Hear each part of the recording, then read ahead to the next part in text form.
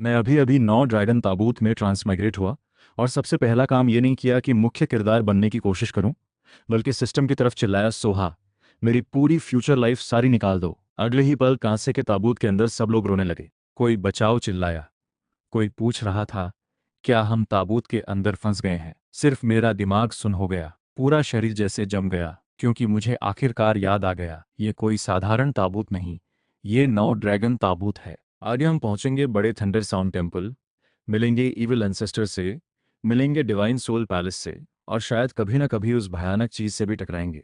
मेरा नाम है ये हाओ। ओरिजिनल मालिक का ऐसा कोई नाम था ही नहीं। यानी मैं इन कैरेक्टर नहीं हूँ, डेस्टिन्ड चाइल्ड नहीं हूँ, ये फैन का भाई भी नहीं हूँ, बल्कि बहुत बड़ा सपोर्टिंग कैरेक्टर भी नहीं हूँ। मैं तो बस एक ऐसा राहगीर हूँ जो कभी भी स्टोरी के गैप में मर सकता है। अगर धरती पर यह सब जागृत हुआ होता तो मैं पहले से तैयारी कर लेता, पर अभी मैं तो बस एक साधारण इंसान हूँ। न कोई सी ऑफ बिटरनेस है, न कोई ट्रेजर, न कोई बैकग्राउंड। बगल में जो ये फैन है वो भविष्य का बहुत बड़ा टैलेंट है, पर मेरी उसके साथ बस ठीक ठाक सी रिलेशन है। उससे मदद की उम्मीद करना वो तो सपना ही है। मुझे तो खुद ही कुछ करना होगा। जब मैं अंदर ही अंदर गोल्डन फिंगर के लिए चिल्लाने लगा, तभी दिमाग में एक ठंडी मशीनी आवाज आई, traveller detected, future loan system install करना है क्या। मैं तो लगभग हंस ही पड़ा। इंस्टॉल? तुरंत इंस्टॉल करो। जल्दी ही समझ आ गया सिस्टम का मामला। ये फ्यूचर से कल्टीवेशन उधार दे सकता है, ट्रेजर उधार दे सकता है। बस मैं फ्यूचर में जितनी लेवल तक पहुंच सकता हूं वो अभी निकाल सकता है। कीमत भी सिंपल है, बाद में चुकाना पड़ेगा। अगर नहीं चुकाया तो पुराना कल्टीवेशन आगे नहीं बढ़ेगा। सुनने में बहुत रिस्की लगता है, पर अगर लाइफ बढ़ती है तो फ्यूचर का कोटा भी बढ़ता है। कोटा बढ़ता है तो मैं और उधार ले सकता हूँ। इसे क्या बोलेंगे, इसे बोलेंगे उधार से उधार पालना। बैंक्रप्सी हो या क्रैश हो, मुझे कुछ नहीं समझ आता। मुझे बस इतना पता है कि आगे लाइफ एंड डेथ सिचुएशन आने वाली है, एक कदम भी गलत पड़ा तो जान जा सकती है। तो मैंने बिना सोचे सिस्टम से कहा, सोहा, दिखा दो मुझे मेरी पूरी लाइफ की लिमिट। अगले ही पल टाइम रिवर मेरी आंखों के सामने फट गया। अनगिनत फ्यूचर ब्रांचेस उभर आईं। मैंने खुद को देखा, कहीं छोटे डिवाइन डीमन के हाथों मरते हुए, कहीं उस भयानक चीज के हाथों गला घोंटते हुए, कहीं वेस्टलैंड में अटक कर सड़ते हुए, कहीं स्टोरी से हटकर भी रिसोर्सेज कम होने और कल्टीवेशन स्लो होने की वजह से किसी छोटे कल्टीवेटर के हाथों। सिस्टम ने बस अनगिनत मौत की फ्यूचर्स में से सबसे लंबा रास्ता चुना। उस फ्यूचर में मैं बड़ी मुश्किल से नौ ड्रैगन ताबूत से बचा। ये फैन के साथ रहकर उसकी स्टोरी पर सवारी करता रहा। 10 साल में व्हील सी, 30 साल में पाथ पावर, 50 साल में 4 सीजन्स। पूरे 100 साल हर पल डरते सहमते बर्फ पर चलने जैसा संभल कर आखिर में जाकर 4 सीजन्स फर्स्ट लेवल तक पहुंचा। सुनने में बहुत बड़ी बात लगती है, पर उसी समय ये फैन तो पता नहीं कहाँ तक उड़ चुका था। पर मेरे लिए अभी इतना ही काफी है। 100 साल का फ्यूचर बॉडी बिना किसी हिचकिचाहट के सीधे मेरे शरीर में सम गया। एक झटके के साथ मेरा सी ऑफ बिटरनेस खुल गया। लाइफ पूरी तरह बह निकली। स्पिरिट ब्रिज उठा। कल्टीवेशन शानदार लेवल पर पहुंच गया। चारों तरफ कांसे की घाटी रोशन हो गई। एक पल पहले कोई डर के पीछे हट गया। क्या यही असली डीमन है? पांगबो ने बगल से मुंह टेढ़ा किया। बकवास मत करो, इतनी रोशनी तो कम से कम इमॉर्टल लेवल की है। और मैं खुद अपने हाथों को देखता रह गया। अंदर एनर्जी भरपूर बह रही थी। छोटे बाल लंबे हो गए, शरीर हवा में उड़ गया, पैरों के नीचे डिवाइन लाइट बहने लगी। इस पल मैं आखिरकार एक बेबस इंसान नहीं रहा। सब लोग अभी संभल भी नहीं पाए थे कि नौ ड्रैगन ताबूत का ढक्कन खुल गया। बाहर सब लाल ही लाल था। सिल्वर सोल और फायर स्टार आ चुके थे। मैंने किसी को एडजस्ट होने का इंतजार नहीं किया, सीधे एक लाल रोशनी बनकर घाटी से बाहर निकल गया। पीछे सब लोग लड़खड़ाते हुए मेरे पीछे आए। वो धुंधले आसमान को देख रहे थे, लाल धरती को देख रहे थे, दूर टूटे फूटे। कोई तो वहीं धरती पर बैठ गया। कोई रोते हुए पूछ रहा था, क्या हम वापस जा सकते हैं? ये फैन ने सिर उठाकर मुझे देखा। आंखों में उलझन थी। ये हाओ, तुम अभी भी वही ये हाओ हो? मैं मुस्कुराया। हाँ, बिल्कुल वही हूं। बस अब से हम जिस ट्रेन पर सवार हुए हैं वो साधारण ट्रेन नहीं, बल्कि एक ऐसी यात्रा है जो पूरे सितारों में घूमेगी। नौ ड्रैगन ताबूत एक बार शुरू हो जाए तो वापस लौटना मुश्किल है। अगर धरती वापस जाना है तो पहले खुद को इतना मजबूत बनाओ कि स्पेस पार कर सको, या फिर मेरा इंतजार करो। यह कहकर मैंने टाइम वेस्ट नहीं किया, क्योंकि मुझे पता था ग्रेट थंडर साउंड टेम्पल में शुरुआती सबसे इंपॉर्टेंट अपॉर्चुनिटी है। बोधि ट्री, बोधि सीड्स और वो सारी बुद्धा आर्टिफैक्ट्स जो जल्दी ही जागने वाली है। मेरी टैलेंट बहुत कमज़ोर है। 100 साल में सिर्फ चौथे लेवल तक पहुंचा। मैं सिर्फ लोन पर डिपेंड नहीं कर सकता। मुझे पहले अपनी समझ और फाउंडेशन मजबूत करनी होगी। वहां एक प्योर बोधि ट्री था। मैंने बिना जरा भी शर्म किए पूरा पेड़ और पत्ते सब अपने स्पेस रिंग में समेट लिए। फिर मैंने जमीन के अंदर से एक बोधि सीड निकाली। उस सीड में रेखाएं इस तरह उलझी हुई थीं जैसे अंदर कोई बुद्ध ही भाजी रहा हो। मैंने जैसे ही उसे पकड़ा, दिमाग में एक धमाका हुआ। पहले जो चीज़ें समझ नहीं आती थीं, जो रास्ते बंद थे, जो फाउंडेशन गलत थी, सब एकदम साफ हो गई। वो फीलिंग बिल्कुल ऐसी थी जैसे कोई पुराना ट्रैक्टर अचानक रॉकेट इंजन लगाकर उड़ने लगा हो। मैं हल्के से हंसा। तो यही होता है जीनियस होने का असली नजरिया। जब बाकी लोग ग्रेट थंडर साउंड टेम्पल पहुंचे, मैंने बस आंखें खोली, बस एक नज़र। और चारों तरफ की सारी शोर बंद हो गई। ये फैन के दिल में हलचल हुई। ये फिर से और स्ट्रांग हो गया लगता है। और मैं उस पल बस यही सोच रहा था, अब जब बोधी मिल गया है तो इसे प्रॉपरली अच्छे से बांटना है। तभी लियू यंजी आखिर सामने आ गया। वो मुझे लालच भरी नजरों से देखता हुआ बोला, ये हाओ, तुम अचानक ऐसे कैसे बदल गए? क्या हम भी वैसा ही रिपीट नहीं कर सकते? तुम सबको मरता देखकर तो नहीं छोड़ोगे ना? इतना सुनते ही आसपास के कई लोगों की नजरें बदल गईं। वो सीधे लूटने की हिम्मत तो नहीं करते, पर मेरा तरीका, मेरा अपॉर्चुनिटी, एक झटके में ऊपर उठने का रास्ता चाहते थे। मैं लियू युंजी को देखकर अचानक मुस्कुराया।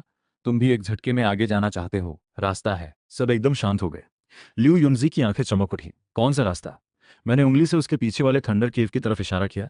वहां जमीन के अंदर खोदो, वहां एक ऐसी लेगेसी है जो पूरी जनरेशन तक चलेगी। एक बार मिल गई तो हमेशा के लिए घमंड से रहोगे। मैंने बस इतना ही कहा। सोहा, मुझे फ्यूचर लोन चाहिए। और टाइम रिवर फिर से उतर आई। इस बार जो फ्यूचर में देखी वो और भी ज्यादा और भी दर्दनाक थी। कहीं मैं ट्रेजर लूटने की कोशिश में उस ईवल एंसेस्टर के एक झापड़ से मर गया। कहीं वो डीमन फेस रिफाइन करने की कोशिश में उल्टा उसी के अटैक से खत्म हो गया। कहीं वेस्टलैंड रेस्ट्रिक्टेड एरिया में एक इमोर्टल मेडिसिन तोड़ने की कोशिश में स्काई स्पिनिंग सेंटेस ने एक उंगली से मार दिया। कहीं ट्रेजर लैंड लूटने की कोशिश में मशीन फैमिली के वुल्फ बीस्ट के हाथों मारा गया। और अच्छी बात यह थी कि इस बार मैं कम से कम मेन सपोर्टिंग कैरेक्टर्स से मुकाबला कर सकता था। अब वो पहले वाला गुमनाम छोटा कैरेक्टर नहीं रहा। आखिरकार सिस्टम ने सबसे लंबी और सबसे सेफ टाइमलाइन चुनी। उस फ्यूचर में मैं बोधी सीड और डिवाइन फिस्ट के सहारे थोड़ी टैलेंट बढ़ाकर स्पिरिट वाइड केव हेवन ज्वाइन किया। यागुआंग होली लैंड से कांटेक्ट करने की कोशिश की। कोई बड़ा बैकग्राउंड नहीं था, कोई ऊंची टैलेंट नहीं थी। ये फैन 5 साल में ड्रैगन बना, मैं तब भी उसके पीछे भाग रहा था। ये फैन इमोर्टल प्लेटफॉर्म पर पहुंचा, मैं तब भी पीछे भाग रहा था। ये fan saint lord powerhouse बना, मैं फिर भी पीछे लगा रहा। फिर 100 साल बीते। आखिरकार मुझे मिला हेवन कोड की मदद से सेंट स्क्रिप्चर्स पढ़ने का मौका। ग्रेट सेक्रेड टेक्स्ट, यहां तक कि अर्थ स्क्रिप्चर भी। आखिरकार इमॉर्टल प्लेटफॉर्म के तीसरे लेवल की चोटी तक पहुंचा, हाफ सेंट से बस एक कदम दूर। अगले पल 800 साल की फ्यूचर बॉडी मेरे शरीर में समा गई। चौथा लेवल पूरी तरह से खुल गया। बिग ड्रैगन रेन उठा, इमॉर्टल प्लेटफॉर्म हिल गई। स्पिरिचुअल एसेंस एक पहाड़ जैसी उठी। एंडलेस डिवाइन पावर उमड़ पड़ी।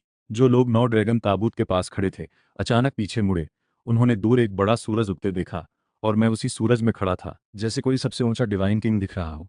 रात अचानक अजीब हो गई। तभी मैंने आंखें खोली। पूरा आसमान एक पल के लिए अंधेरा हो गया। इस पल मैंने धीमे से कहा, अब मुझे किसी चीज़ की कमी नहीं। कुछ दूर थंडर केव के खंडहर में लिऊ युनजी और उसके साथी बुरी तरह घायल पड़े थे। उसके साथ वाले घुटनों पर आ गए। बॉस, हमसे गलती हुई। सब लिऊ युनजी की गलती है। उसी ने बुद्धा स्टैचू उठाई। उसी ने अपॉर्चुनिटी लूटने की कोशिश की। लिऊ युनजी अपने हाथों में एक बुद्धा स्टैचू पकड़े हुए था, जो मेरे हल्के से अटैक से भी बुद्धा लाइट में चमक उठी थी। लिऊ युनजी सोच रहा था कि उसे कोई जीवन बचाने वाली चीज मिल गई। दर्द छुपाते हुए हंसते हुए बोला, पुराने दोस्त, इतनी बात नहीं। ये बुद्धा ट्रेजर चाहिए तो ले लो। और दर्द सहते हुए वो स्टैचू मेरी तरफ बढ़ा दी। मैंने डिवाइन लाइट की एक प्योर किरण जल उठी, पूरे आसमान और धरती को रोशन कर दिया। मैंने हाथ उठाया, एक सुनहरा बड़ा हाथ बना, सीधे लिऊ युनजी की तरफ बढ़ा। हिम्मत है तो सामने आ। अगले पल लिऊ युनजी का शरीर अकड़ गया। उसके गले से एक अजीब सी आवाज निकली, प्योर स्पिरिचुअल लाइट। तुम यागुआम होली लैंड के डिसाइपल हो? होली लैंड का डिसाइपल यहाँ कैसे आ सकता है? वो भयानक चीज आखिर सामने आ गई। बुद्धा स्टैचू पूरी तरह जाग गई। बुद्धा लाइट चारों तरफ फैल गई। हजारों अरहत्स, बोधिसत्वस, एंशिएंट बुद्धास, पूरा बुद्धा रेल्म का इल्यूजन उतर आया। और मेरी प्योर लाइट और बुद्धा लाइट आपस में जोर से टकराई। पूरा फायर स्टार मानो टूट गया। थंडर केव की चारों लैंड हिल गईं। अनगिनत बुद्धा एनर्जी जाग गई। अर्थ सेपरेशन फॉर्मेशन दिखने लगा। 9 ड्रैगन ताबूत के पास खड़े क्लासमेट्स सब डर गए। मैंने हाथ बढ़ाकर सबको सुरक्षित कर दिया। शांति से बोला, इन्हें जो मिलना था मिल गया। इन्होंने वो वेपन उठाया जो डीमंस को दबाकर रखता है, फिर उस भयानक चीज के काबू में आकर उसी वेपन से मुझ पर वार करने की कोशिश की।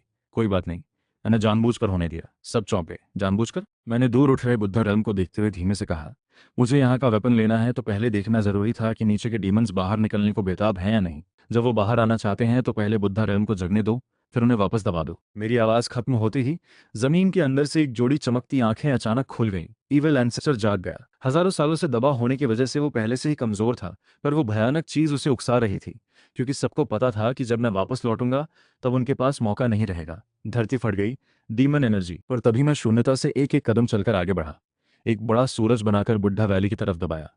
वो भयानक चीज आखिरकार समझ गई कि कुछ गलत है। तुम मुझे इस्तेमाल कर रहे थे, तुम्हें पहले से पता था। मैंने उसे देखकर मुस्कुराया। इतना बुरा मत कहो, इसे कहते हैं सही मौका। अगले पल एक शीशे जैसा शरीर मेरे माथे पर आ टिका।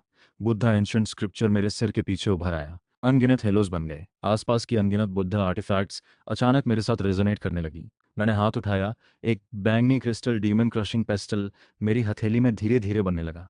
विशाल बुद्धा एनर्जी आसमान तक उठी। बुद्धा लाइट अनंत पावर पूरे जगत पर छा गई।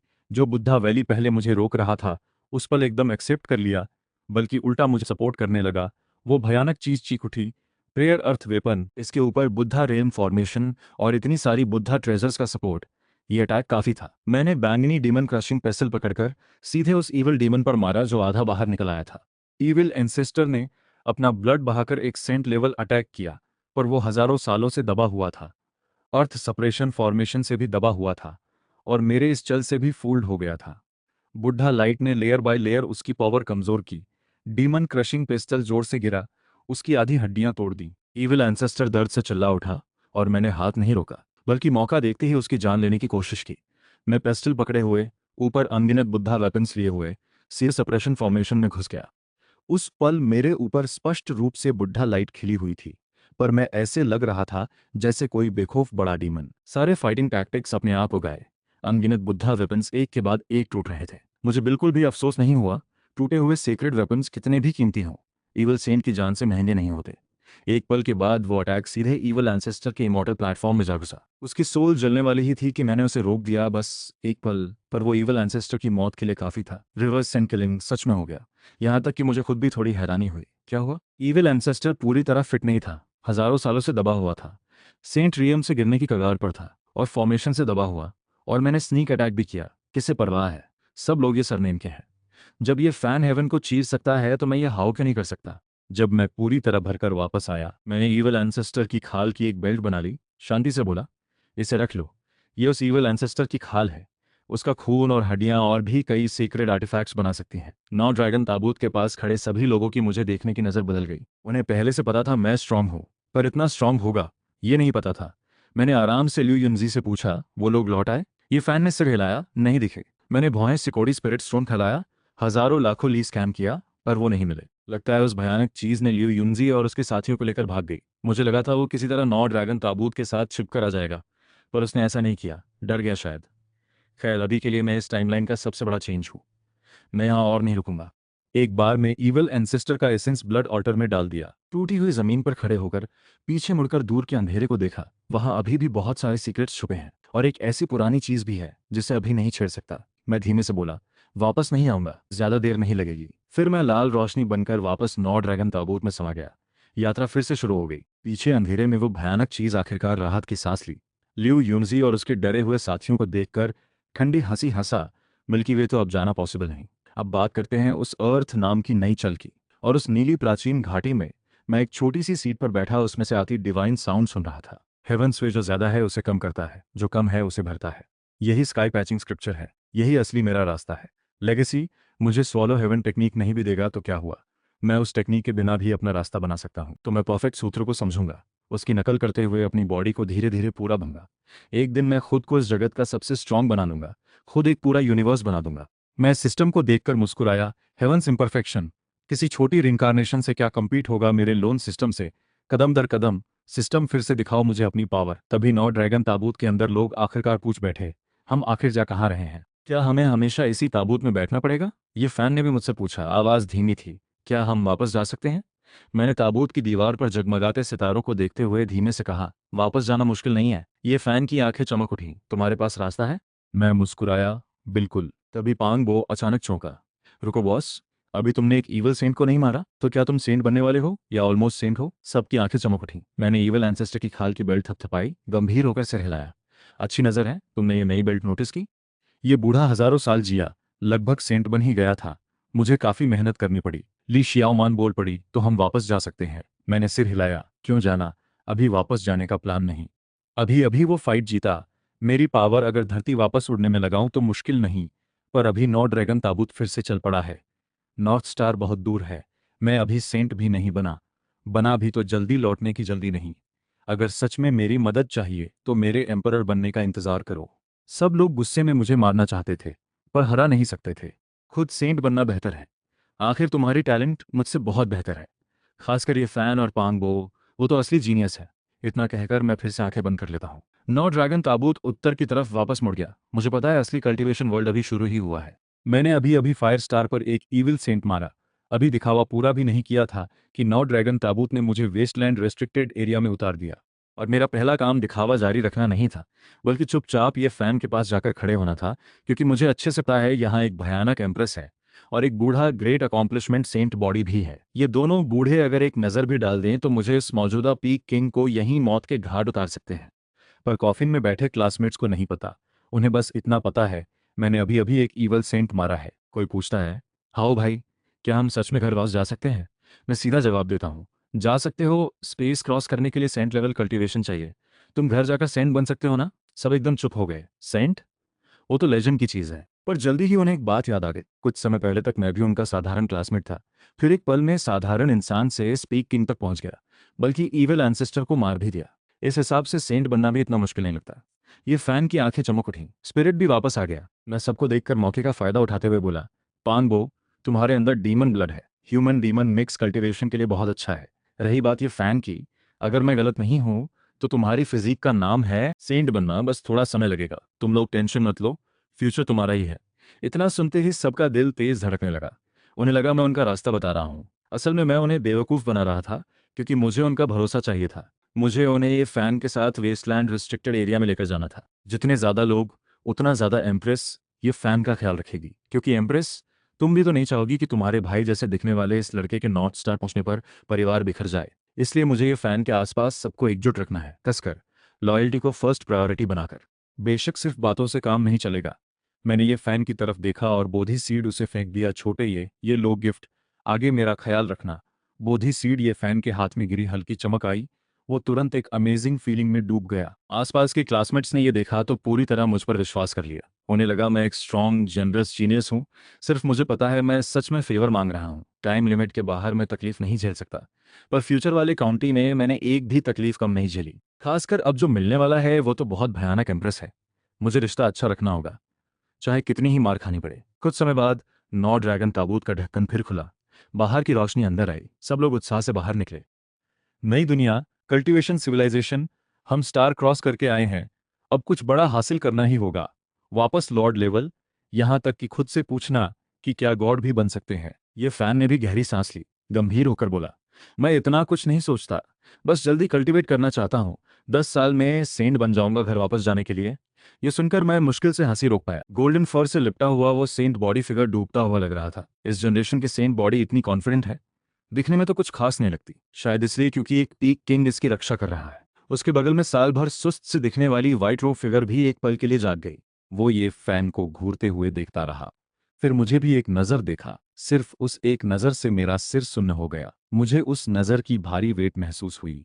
उसने छुपाने की कोशिश भी नहीं की। वन लेगेसी धर्मा किंग होने के नजदीक होने के बावजूद मुझे पहली बार लगा जैसे मैं किसी की उंगली पर पकड़ी हुई छोटी सी चींटी हूं। नौ ड्रैगन ताबूत में आने के बाद से मैंने कभी लो प्रोफाइल नहीं रखी, पर अभी मुझे रखनी पड़ेगी। मेरे मन में गुस्सा उठा, ये बूढ़े दिन भर सोते रहते हैं, यूनिवर्स कैसे बनाएंगे? और फल जल्दी ही मिल गया। सब बिखर गए। मैं ये फैन के साथ ही चिपका रहा। जल्दी ही उसे एक अद्भुत एंशियंट ट्री मिली। ऊपर सीक्रेट फायर भी था, बगल में एक होली होल भी। ये फैन की आंखें चमक उठीं। हाओ भाई देखो, ये अच्छी चीज है ना? मैं उस 9 वंडर्स इमॉर्टल मेडिसिन की ब्रांच देखकर अंदर ही अंदर मुस्कुरा रहा था, पर बाहर से सीरियस रहना जरूरी था। हाँ, ये सच में बहुत बढ़िया चीज है। कम से कम एंशियंट सेंट्स भी इसे देखकर ललचाते। पर जब से इसका नाम वेस्टलैंड रिस्ट्रिक्टेड एरिया है तो इसका कोई मालिक जरूर होगा। हमें बिना किसी दिक्कत के ये मिल गई। इसका मतलब है नौ ड्रैगन ताबूत ने यहाँ की पावर को सप्रेस किया हुआ है। फिलहाल डेंजर नहीं दिख रहा। इसका मतलब हमेशा सेफ रहेगा नहीं? तो हमें ये लेकर तुरंत निकल जाना चाहिए। पांगबो ने पूछा, तो हम इसे लें? मैंने उसे देखा, आ ही गए हैं तो मुझे कैसे आगे बढ़ना है? फिर मैं ये फैन और पांगबो को लेकर उस सीक्रेट फ्रूट के पास पहुंचा। अच्छा हुआ वेस्टलैंड से कुछ नहीं निकला। मैंने जल्दी से 13 सीक्रेट फ्रूट्स तोड़ लिए। ये फैन को 5, पांगबो को 5, खुद के लिए सिर्फ 3 रखे। न मैं ज्यादा बहादुर था, न सामने वाले को ज्यादा देने की भावना। असली बात यह थी कि वो नज़र अभी भी मुझ पर टिकी थी। मैं सच में एक भी फ्रूट ज्यादा लेने की हिम्मत नहीं कर पाया। पर ये फैन और पांगबो को ये नहीं पता था। उन्होंने मुझे सिर्फ 3 फ्रूट्स रखते देखा तो बहुत भावुक हो गए। बॉस, तुम सबसे स्ट्रांग हो, आगे भी तुम पर ही डिपेंड करना है। तुम्हें सबसे कम रखने की कोई जरूरत नहीं। पांगबो ने भी अपने फ्रूट्स मेरी तरफ बढ़ा दिए।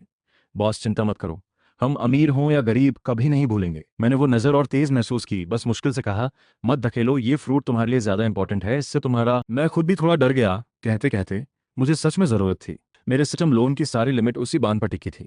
जितनी लंबी रिलेशनशिप उतनी लंबी फ्यूचर, फ्यूचर जितनी लंबी उतनी ज़्यादा कल्टिवेशन में लोन ले सकता हूँ। ये सीक्रेट फ्रूट दूसरों के लिए अपॉर्चुनिटी है, मेरे लिए ये मेरी लिमिट है, मेरा लेवरेज है, मेरा उम्मीद है ऊपर उठने की। और मैं ये सब नहीं कह सकता था, मुझे बस सीरियस फेस बनाकर उन्हें जल्दी खाने को कहना था। यहाँ के लोकल लोग अच्छे नहीं होंगे, ज़्यादा देर हाथ में रखोगे तो संभाल नहीं पाओगे। और मुझे लग रहा है इस जगह में कुछ अजीब है, जैसे कोई हमें देख रहा है, यानी शायद हम पर पहले से नजर है। ये सुनते ही ये फैन और पांग बो का चेहरा उतर गया। तुरंत फ्रूट्स खा लिए। पांग बो नीचे झुककर पानी पीने लगा। मैंने उसे रोका, झुककर मत पियो, बुरा लगता है। मैंने 3 एंशियंट बोल्स निकाले, बाकी फ्रूट्स फिलहाल मेरे पास रहेंगे। पांग बो एंशियंट बोल को देखता रहा, थोड़ा उदास सा। मैंने आराम से बोला, बाद में दे दूंगा, ये चीज़ मैंने ईवल एंसेस्टर की खाल से बनाई है, ईवल सेंट का ट्रिब्यूट। चाहे प्योर न भी हो, फिर भी वेपन इनहेरिट करने के लिए काफ़ी है। पांग बो को पूरी बात समझ नहीं आई, पर यह फैन कंफ्यूज हो गया। इतने सेक्रेट फ्रूट खाने के बावजूद हमें कोई असर क्यों नहीं दिखा? मैंने आराम से समझाया, तुम्हारे पास कल्टीवेशन नहीं है, मेडिसिन इफेक्ट अभी शरीर में जमा रहेगा, धीरे धीरे बॉडी में बदलता रहेगा। हर कोई मेरी तरह एक कदम में ऊपर नहीं पहुंच सकता। उन्हें थोड़ा अफसोस हुआ, पर मैं दूर के पहाड़ों पर नजर गड़ाए हुआ था। सीक्रेट फ्रूट हाथ लग चुके थे। सेंट बनना अब मुश्किल नहीं, पर मेरा लालच बढ़ता जा रहा था। अगर एक ट्री ब्रांच से इतना मिल सकता है, तो अगर पूरा ट्री, शायद मुझे सीधे उस लेवल की झलक मिल जाए। तो मैंने कहा, आसपास देखते हैं, कुछ और अपॉर्चुनिटी मिलती है क्या? मिली तो चलेंगे। ये फैन और पांग बो थोड़े कंफ्यूज हुए। अभी तो बोला था लेकर निकलना है, अब फिर से ढूंढ रहे हैं। पर फिर भी वो मेरे साथ चलते रहे, इधर उधर ढूंढते रहे। और अफसोस, दूर के पहाड़ घने कोहरे में डूबे हुए थे। अदृश्य दबाव भारी होता जा रहा था। मैं जितना ज्यादा देखता उतना बेचैन होता जाता। इतनी सी छूट भी नहीं दे सकते? मैं तो बस ये फैन का फ्यूचर कुछ पहले जानना चाहता था। इसमें गलत क्या है? या फिर मुझ पर ही खास तौर पर नजर है? हाँ, जरूर मुझ पर ही नजर है। तभी घने कोहरे में से जंजीरों की आवाज आई। खनखनाहट के साथ एक फिगर धीरे धीरे उभरने लगी। धुंधली आंखें कोहरे में खुली। मैं उसे पहचान गया, स्काई स्पिनिंग सेंटेस। पांग बोझ झट से मेरे सामने आ गया। बॉस, चलो हम पहले चले, नीचे कुछ बड़ा निकलने वाला लगता है। मैं धीरे धीरे आगे बढ़ती स्काई स्पिनिंग सेंटेस को देख रहा था। चेहरे का रंग बदल गया। ये ईविल एंसेस्टर जैसी बदकिस्मत नहीं है। ईविल एंसेस्टर हजारों सालों से दबा हुआ, कमजोर था, तभी मैं सामने आकर उसे फूल कर पाया। और स्काई स्पिनिंग सेंटेस अलग है। ये वेस्टलैंड कैप्टिव है, रिस्ट्रिक्टेड एयर की पावर से बंधी है, पर उसकी फाइटिंग पावर अभी भी पीक पर है। अगर सच में लड़ाई हुई तो वो मुझे 9 बार भी मार सकती है। बेशक मुझे उससे हार्ड फाइट नहीं करनी। पान बो के लिए हार्ड फाइट शायद कंसिडर हो सकती है, पर मुझे नहीं। फिर भी बिना कुछ किए यूं ही जाना भी मुझे अच्छा नहीं लग रहा। दोबारा इतनी आसानी से इमॉर्टल मेडिसिन मिलना मुश्किल है। फिर चाहे वो ड्रैगन नेस्ट हो या कुंडुन सीक्रेट फ्लूट हो, हर जगह खतरनाक है। ये फैन को बाद में लाने में देर लगेगी। हर पल का पूरा फायदा उठाना है, क्योंकि अगर कोई एक लेवल पर बहुत देर तक अटक गया तो लोन डेड डेड बन जाएगा। मुझे जल्दी ऊपर पहुंचना है, जल्दी ब्रेक थ्रू करना है, जल्दी इस दुनिया की सबसे बड़ी पावर बनना है। ये जगह बहुत खतरनाक है, मुझे खुद इस पावर का डर है, तो मुझे ही सबसे स्ट्रांग बनना होगा। फिर मैंने बिना सोचे 2 और सीक्रेट फ्रूट खा लिए। स्प्रिंग वाटर का बड़ा घूंट भी पी लिया। फ्रूट मुंह में जाते ही घुल गया। डेल फ्रैगमेंट्स घूमने लगे। इमॉर्टल मैटर शरीर में समा गई। मेरी रिलेशनशिप बढ़ने लगी। सिस्टम पैनल बदल गया। बचा हुआ लोन कोटा 3062 साल से बढ़कर 4062 साल हो गया। मेरी आंखें चमक उठी। सच में 1000 साल बढ़ गए। जल्दी निकला था इसलिए फायदा हुआ। अब मेरी बारी है सुप्रीम हेवन बुद्धा की। मैं दिल में सिस्टम से बोला, मुझे पता है ये बहुत खतरनाक कदम है। बहुत सारे लोग जाग सकते हैं, ग्रेट अकॉम्प्लिशमेंट सेंट बॉडी भी जाग सकती है, और भी रिस्ट्रिक्टेड एरिया के लोग जाग सकते हैं। पर मैं पहले से ही पीक किंग हूँ, ये फैन के इतने पास रहता हूँ। नॉर्थ स्टार जैसी जगह में छुपना मुश्किल ही है। सारी हिचकिचाहट से बेहतर है एक बार में ही सारी फ्यूचर कल्टीवेशन ले लूं। कम से कम पहले तो एंजॉय कर लूं, बाकी बाद में देखेंगे। अगले पल टाइम रिवर फिर उतरी। अनगिनत फ्यूचर ब्रांचेस तेजी से खुलने लगी। मैंने खुद को देखा कहीं दूसरे सेंट्स की जगह घुसने की कोशिश में स्काई स्पिनिंग सेंटेस ने माथे पर उंगली से मार दिया। कहीं जबरदस्ती थंडर ट्रिब्यूलेशन ट्रिगर करके उसे थोड़ी देर के लिए दबाया, पर और रिस्ट्रिक्टेड कैप्टिव्स आ गईं। बुरी तरह पीटा गया। कहीं सेपरेशन फॉर्मेशन में घुसकर एक रिस्ट्रिक्टेड पावर निकली, और मुझे कभी भी सच में मारा नहीं गया, ज्यादातर सिर्फ बुरी तरह घायल किया गया। रिलेशनशिप छीनी गई, फिर वेस्टलैंड रिस्ट्रिक्टेड एरिया से निकाला गया। मुझे तुरंत समझ आया, ये तो ये फैन का हिडन बेनिफिट है। जब तक मैं असल में सीमा नहीं लानता, एम्प्रेस मुझे नहीं मारेगी। आखिर मैंने ये फैन की मदद की है, उसे बोधी सीट दी, उसके लिए सीक्रेट फ्रूट भी हासिल किए। लॉयल्टी फ्री नहीं होती। पर प्रॉब्लम यह है कि इसके बावजूद वो मुझे बाकी इमॉर्टल मेडिसिन की ब्रांचेस नहीं देंगे। मुझे गुस्सा आ गया। इतनी सारी फ्यूचर्स के बाद भी मैं उस सबसे बड़े सेकंड जनरेशन ये फैन से हार गया। जो चाहे उसे मिल जाए, मुझे कोई फर्क नहीं। तभी सबसे व्यापक, सबसे दूर वाली टाइमलाइन अनगिनत फ्यूचर्स में से उभर आई। उस फ्यूचर में मैंने सीधे जाना नहीं छोड़ा, बल्कि स्काई स्पिनिंग सेंटेंस के दबाव में रहते हुए मैंने वेस्टलैंड का कुछ मिस्ट्री समझा, उसे अपने अंदर फ्यूज किया, आखिरकार अपना खुद का स्क्रिप्चर बना ही लिया, heavenly true scripture. Sky patching का मतलब है अपने अंदर और दरवाजे खोलना, खुद को पूरा भरना, टैलेंट पूरा करना, ताकि मॉर्टल बॉडी भी धीरे धीरे सबसे शानदार लेवल तक बदल जाए। पर सिर्फ पैचिंग काफ़ी नहीं, उस फ्यूचर में मैंने एक और भी खतरनाक टेक्निक बनाई, void divine technique. Sky patching अपने दरवाजे खोलती है, वॉइड दुश्मन के दरवाजे बंद करती है, उसका धर्म बंद, उसका दाव बंद, उसकी फाउंडेशन बंद, यहाँ तक कि टैलेंट, ब्लड लाइन, फिजिक सब एक साथ काट देती है। हेवन में कमी है इसलिए सोल जल उठी, रियल में एक एक करके कटता गया। उस पल भले ही वो रिस्ट्रिक्टेड कैप्टिव थी, मुझे उसकी आंखों में डर दिख गया, क्योंकि ये सिर्फ चोट नहीं बल्कि उसकी पूरी फाउंडेशन खत्म करने वाला था। मिरियड मैनिफेस्टेशन, सीक्रेट परसेप्शन सारी सीक्रेट टेक्निक्स को समझती है, पर मेरी वॉइड डिवाइन टेक्निक सिर्फ टेक्निक नहीं, कल्टीवेटर को भी साथ में शामिल कर लेती है। बेशक मैं उस भयानक चीज से ज्यादा क्लेवर नहीं हूं, बस हमारा रास्ता अलग है। वो दूसरों को निगलती है, इसलिए पहले खुद को पूरा नहीं भर सकती, पर मैं नहीं निगलता, मैं बस खुद को भरता हूं।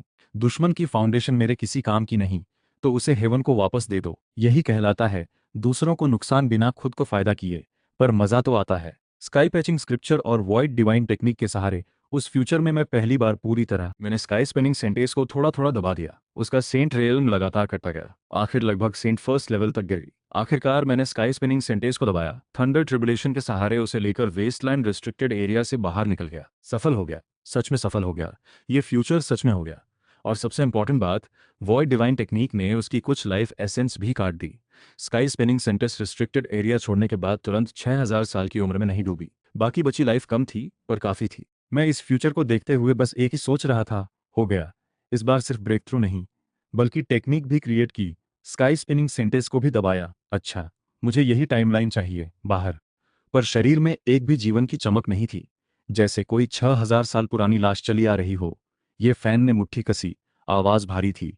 ये चीज सही नहीं है। वेस्टलैंड रिस्ट्रिक्टेड एरिया की गहराई में ग्रेट अकॉम्प्लिशमेंट सेंट बॉडी ने आह भरी, देर हो गई, ये लड़का उसके हाथों नहीं टिक सकता।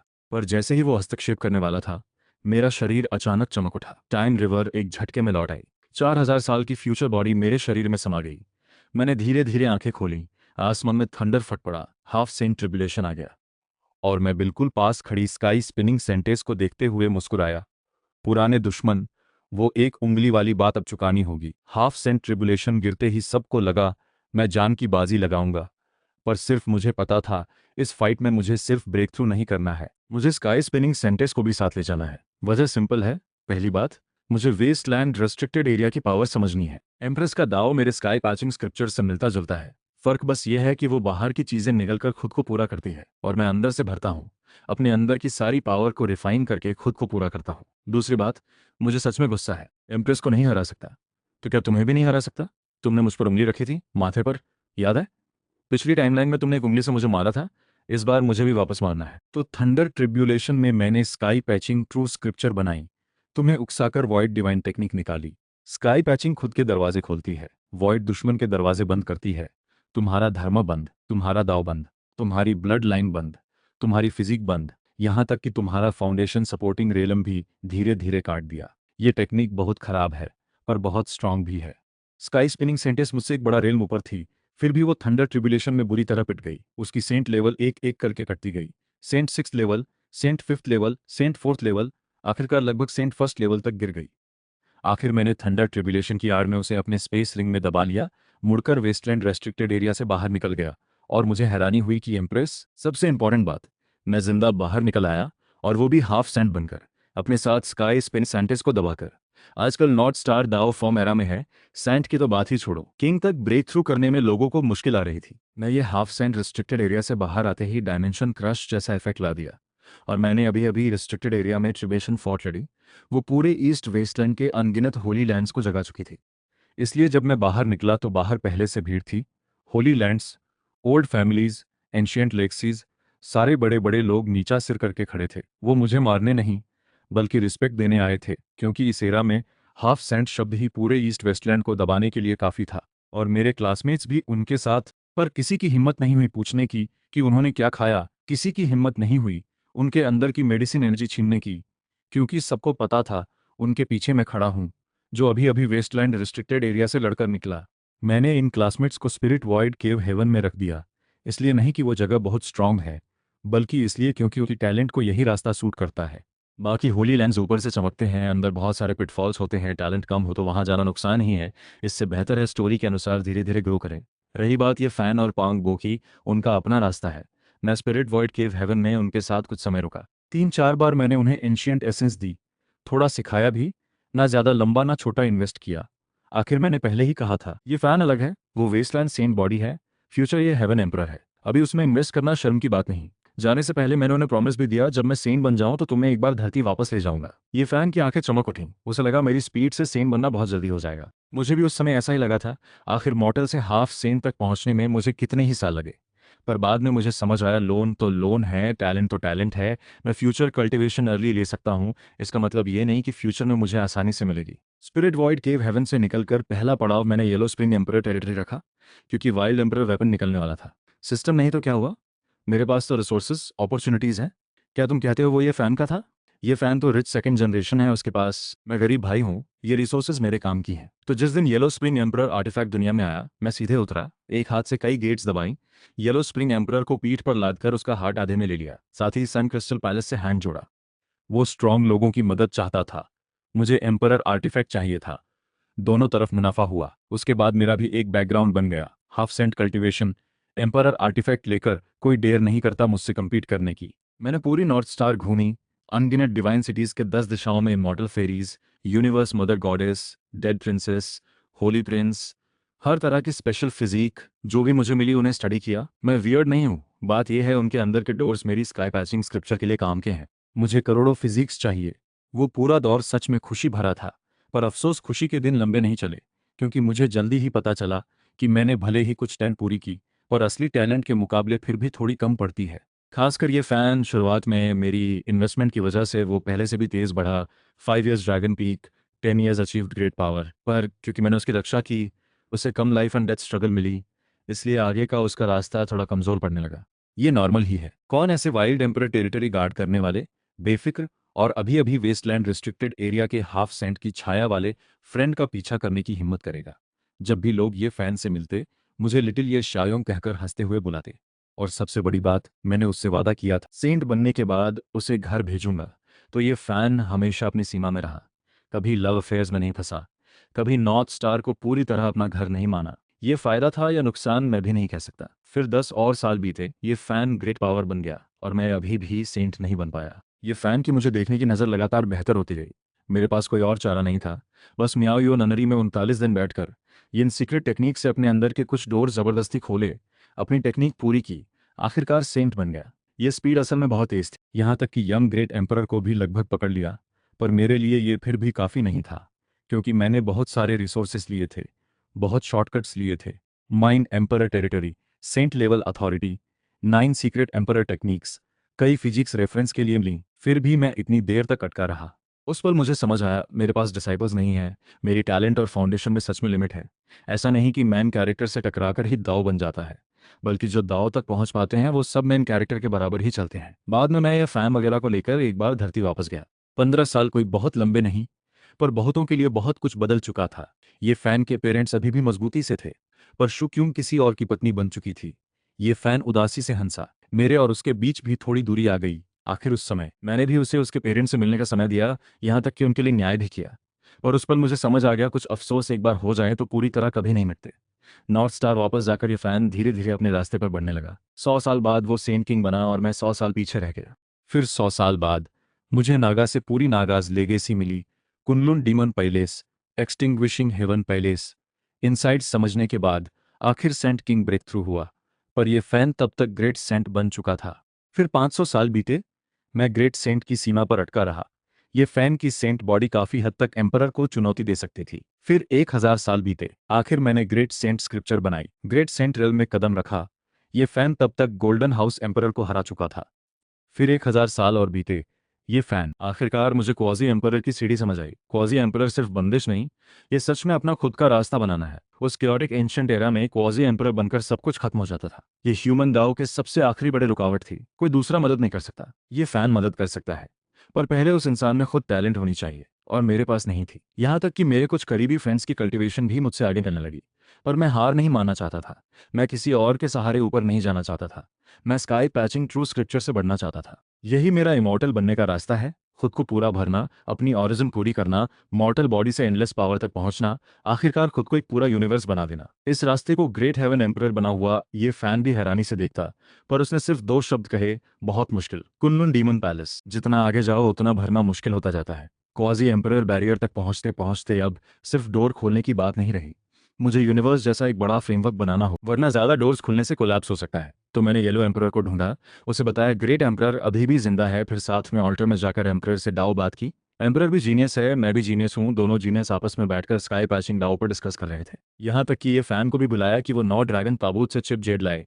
साथ मिलकर जेड के सीक्रेट समझने की कोशिश की। ये फैन कंफ्यूज होकर देखता रहा, जबकि मैं और एम्परर बात में डूबते जा रहे थे। पता नहीं कब 1000 साल बीत गए। आखिर एक दिन मुझे अपने रास्ते की झलक दिखी।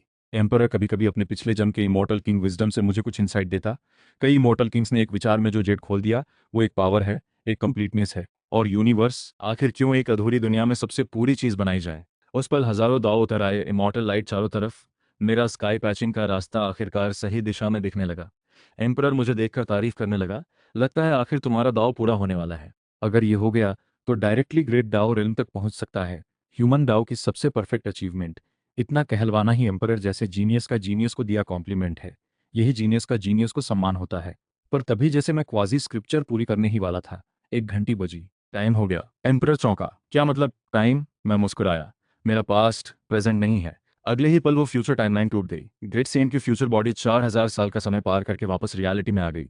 वापस वेस्टलैंड रेस्ट्रिक्टेड एरिया में, वापस उस पल में जहां स्काई स्पिनिंग सेंटर्स अभी अभी saint, saint king, great saint सारी बाधाएं मेरे सामने बिना जरा भी रुकावट के। जैसे पलक झपकते ही मेरी कल्टीवेशन सीधे ग्रेट सेंट 9th हेवन तक पहुंच गई। शाइनिंग लाइट आधे वेस्टलैंड रिस्ट्रिक्टेड एरिया को रोशन कर गई। फॉग काफी हद तक छंट गया। एक एक कदम बढ़ती स्काई स्पिनिंग सेंटर्स सीधे हवा में जम गई, जैसे कोई चमकीला एम्बर बन गई हो। ये फैन और पांग बो पीछे मुड़े मुझे देखकर हैरान रह गए। पांग बो खुशी से चिल्लाया, मुझे पहले से पता था, हाओ भाई कभी बिना गारंटी के कुछ नहीं करता। ये फैन ने भी पूछ लिया, हाओ भाई तुम्हारी अभी कल्टीवेशन लेवल क्या है, कहीं एम्परर तो नहीं बन गए? मैं मुस्कुराया, अभी थोड़ा बाकी है। ये फैन और पांग बो दोनों एक साथ सांस भरते रह गए। थोड़ा बाकी है यानी बस थोड़ी ही दूरी बाकी है, ये उन्हें अब समझ आया। सच में बहुत ही इनविंसिबल दिख रहा था। ये फैन ने मजाक भी किया, थोड़ी देर रुक जाओ तो शायद यही काफी हो जाए। मैं सिर हिलाकर फिर मना कर देता हूँ, शायद, क्योंकि मुझे पता है एम्परर बनना ना बनना ये उन दोनों पर डिपेंड करता है जो रिस्ट्रिक्टेड एरिया के गहराई में है। अभी के लिए एम्परर बनना मुश्किल नहीं। वर्स्ट केस में भी ऑल्टरनेटिव दाव से एम्परर बन सकता हूँ, इसीलिए अभी लोन नहीं ले रहा, क्योंकि मुझे लगता है अभी थोड़ी और गिरावट पॉसिबल है। पहले 3 लोन से 5000 साल के फ्यूचर ले चुका हूँ, पर मेरे पैनल पर अभी भी 4999 साल बचे हैं। नॉर्मल ग्रेट सेंट की लाइफ स्पैन 8000 साल होती है, पर मैंने स्काई पैचिंग ट्रू स्क्रिप्चर से खुद को इतना कंप्लीट किया कि लाइफ स्पैन लगभग 10,000 साल की हो चुकी है। पर यह काफ़ी नहीं। मुझे सिर्फ एम्परर नहीं बनना, मुझे ये फैन जैसी true earth level fighting power भी चाहिए। एम्परर बनने से पहले ही, किसी कॉम्प्रोमाइज़ के बिना, सीधे हेवन शेकिंग लेवल की फाइटिंग पावर चाहिए। तो मुझे आगे बढ़ना ही है। मैंने दूर की बाकी 8 सेक्रेड माउंटेन्स देखी, फिर सीधे बोला, चलो पहले तुम्हें कुछ खाने को देता हूँ। ये फैन और पांग बो के जवाब का इंतजार किए बिना मैं एक कदम में स्पेस फाड़कर सीधे 8 सेक्रेड माउंटेन्स पर पहुंच गया। बाकी बचे सेक्रेट फ्रूट्स भी तोड़ लिए, फिर आधे ये फैन और पांग बो को दे दिए। पांग बो ढेर सारे सीक्रेट फ्रूट्स का पहाड़ देखकर बोला, इतना ज्यादा खा खाकर उल्टी हो जाएगी, फिर भी खत्म नहीं होगा। मैं हंसते हुए बोला, बच्चा बनना है तो अभी खाओ, वरना आप पहले पैक कर लो। मैंने हाथ से स्पेस शिप करके 2 स्पेस बैग्स बनाए, सीक्रेट फ्रूट और एंशिएंट बोल्स सब उनको दे दिए। फिर मैंने वो जो पहले जमी हुई स्काई स्पिनिंग सेंटर्स पकड़ लिया। पर जैसे ही मैं वेस्टलैंड रेस्ट्रिक्टेड एरिया छोड़ने वाला था, दूर 9 ड्रैगन ताबूत अचानक डीप एबिस में गिर गया। तुरंत बाद जंजीरें उस गहराई से उछलती हुई ऊपर आईं। एक गहरी आह पूरी रेस्ट्रिक्टेड एरिया में गूंजी, बच्चे, तुम्हें इतना लालच नहीं करना चाहिए था, ये जानते हुए भी कि हम देख रहे हैं, फिर भी तुमने ऐसा किया। ये आह गिरते ही मेरे सामने की स्पेस अचानक जम गई, जैसे डिवाइन आयरन से बंद कर दी गई हो। मुझे सारे लोगों समेत जबरदस्ती बाहर धकेल दिया गया। ये फैन और पांग बो का चेहरा उतर गया। अभी की मेरी पावर इतनी ज्यादा है, फिर भी कोई मुझे स्पेस से बाहर धकेल सकता है। सब रिफ्लेक्स में पीछे मुड़े, तभी देखा वेस्टलैंड रिस्ट्रिक्टेड एरिया की गहराई से एक बेहद विशाल मुझे देखते हुए धीमी आवाज में बोला, तुम आखिर हो कौन? या कहूँ तुम कौन से फेलो कल्टिवेटर हो जिसने मुझे भी फूल कर लिया? मैंने आ भरी, क्यों इतनी टेंशन लेते हो? मैंने बस देखा कि इमॉर्टल फ्रूट वहां रखा था, कोई खा नहीं रहा था, तो मैंने भी थोड़ा ले लिया। बुरी नीयत नहीं थी।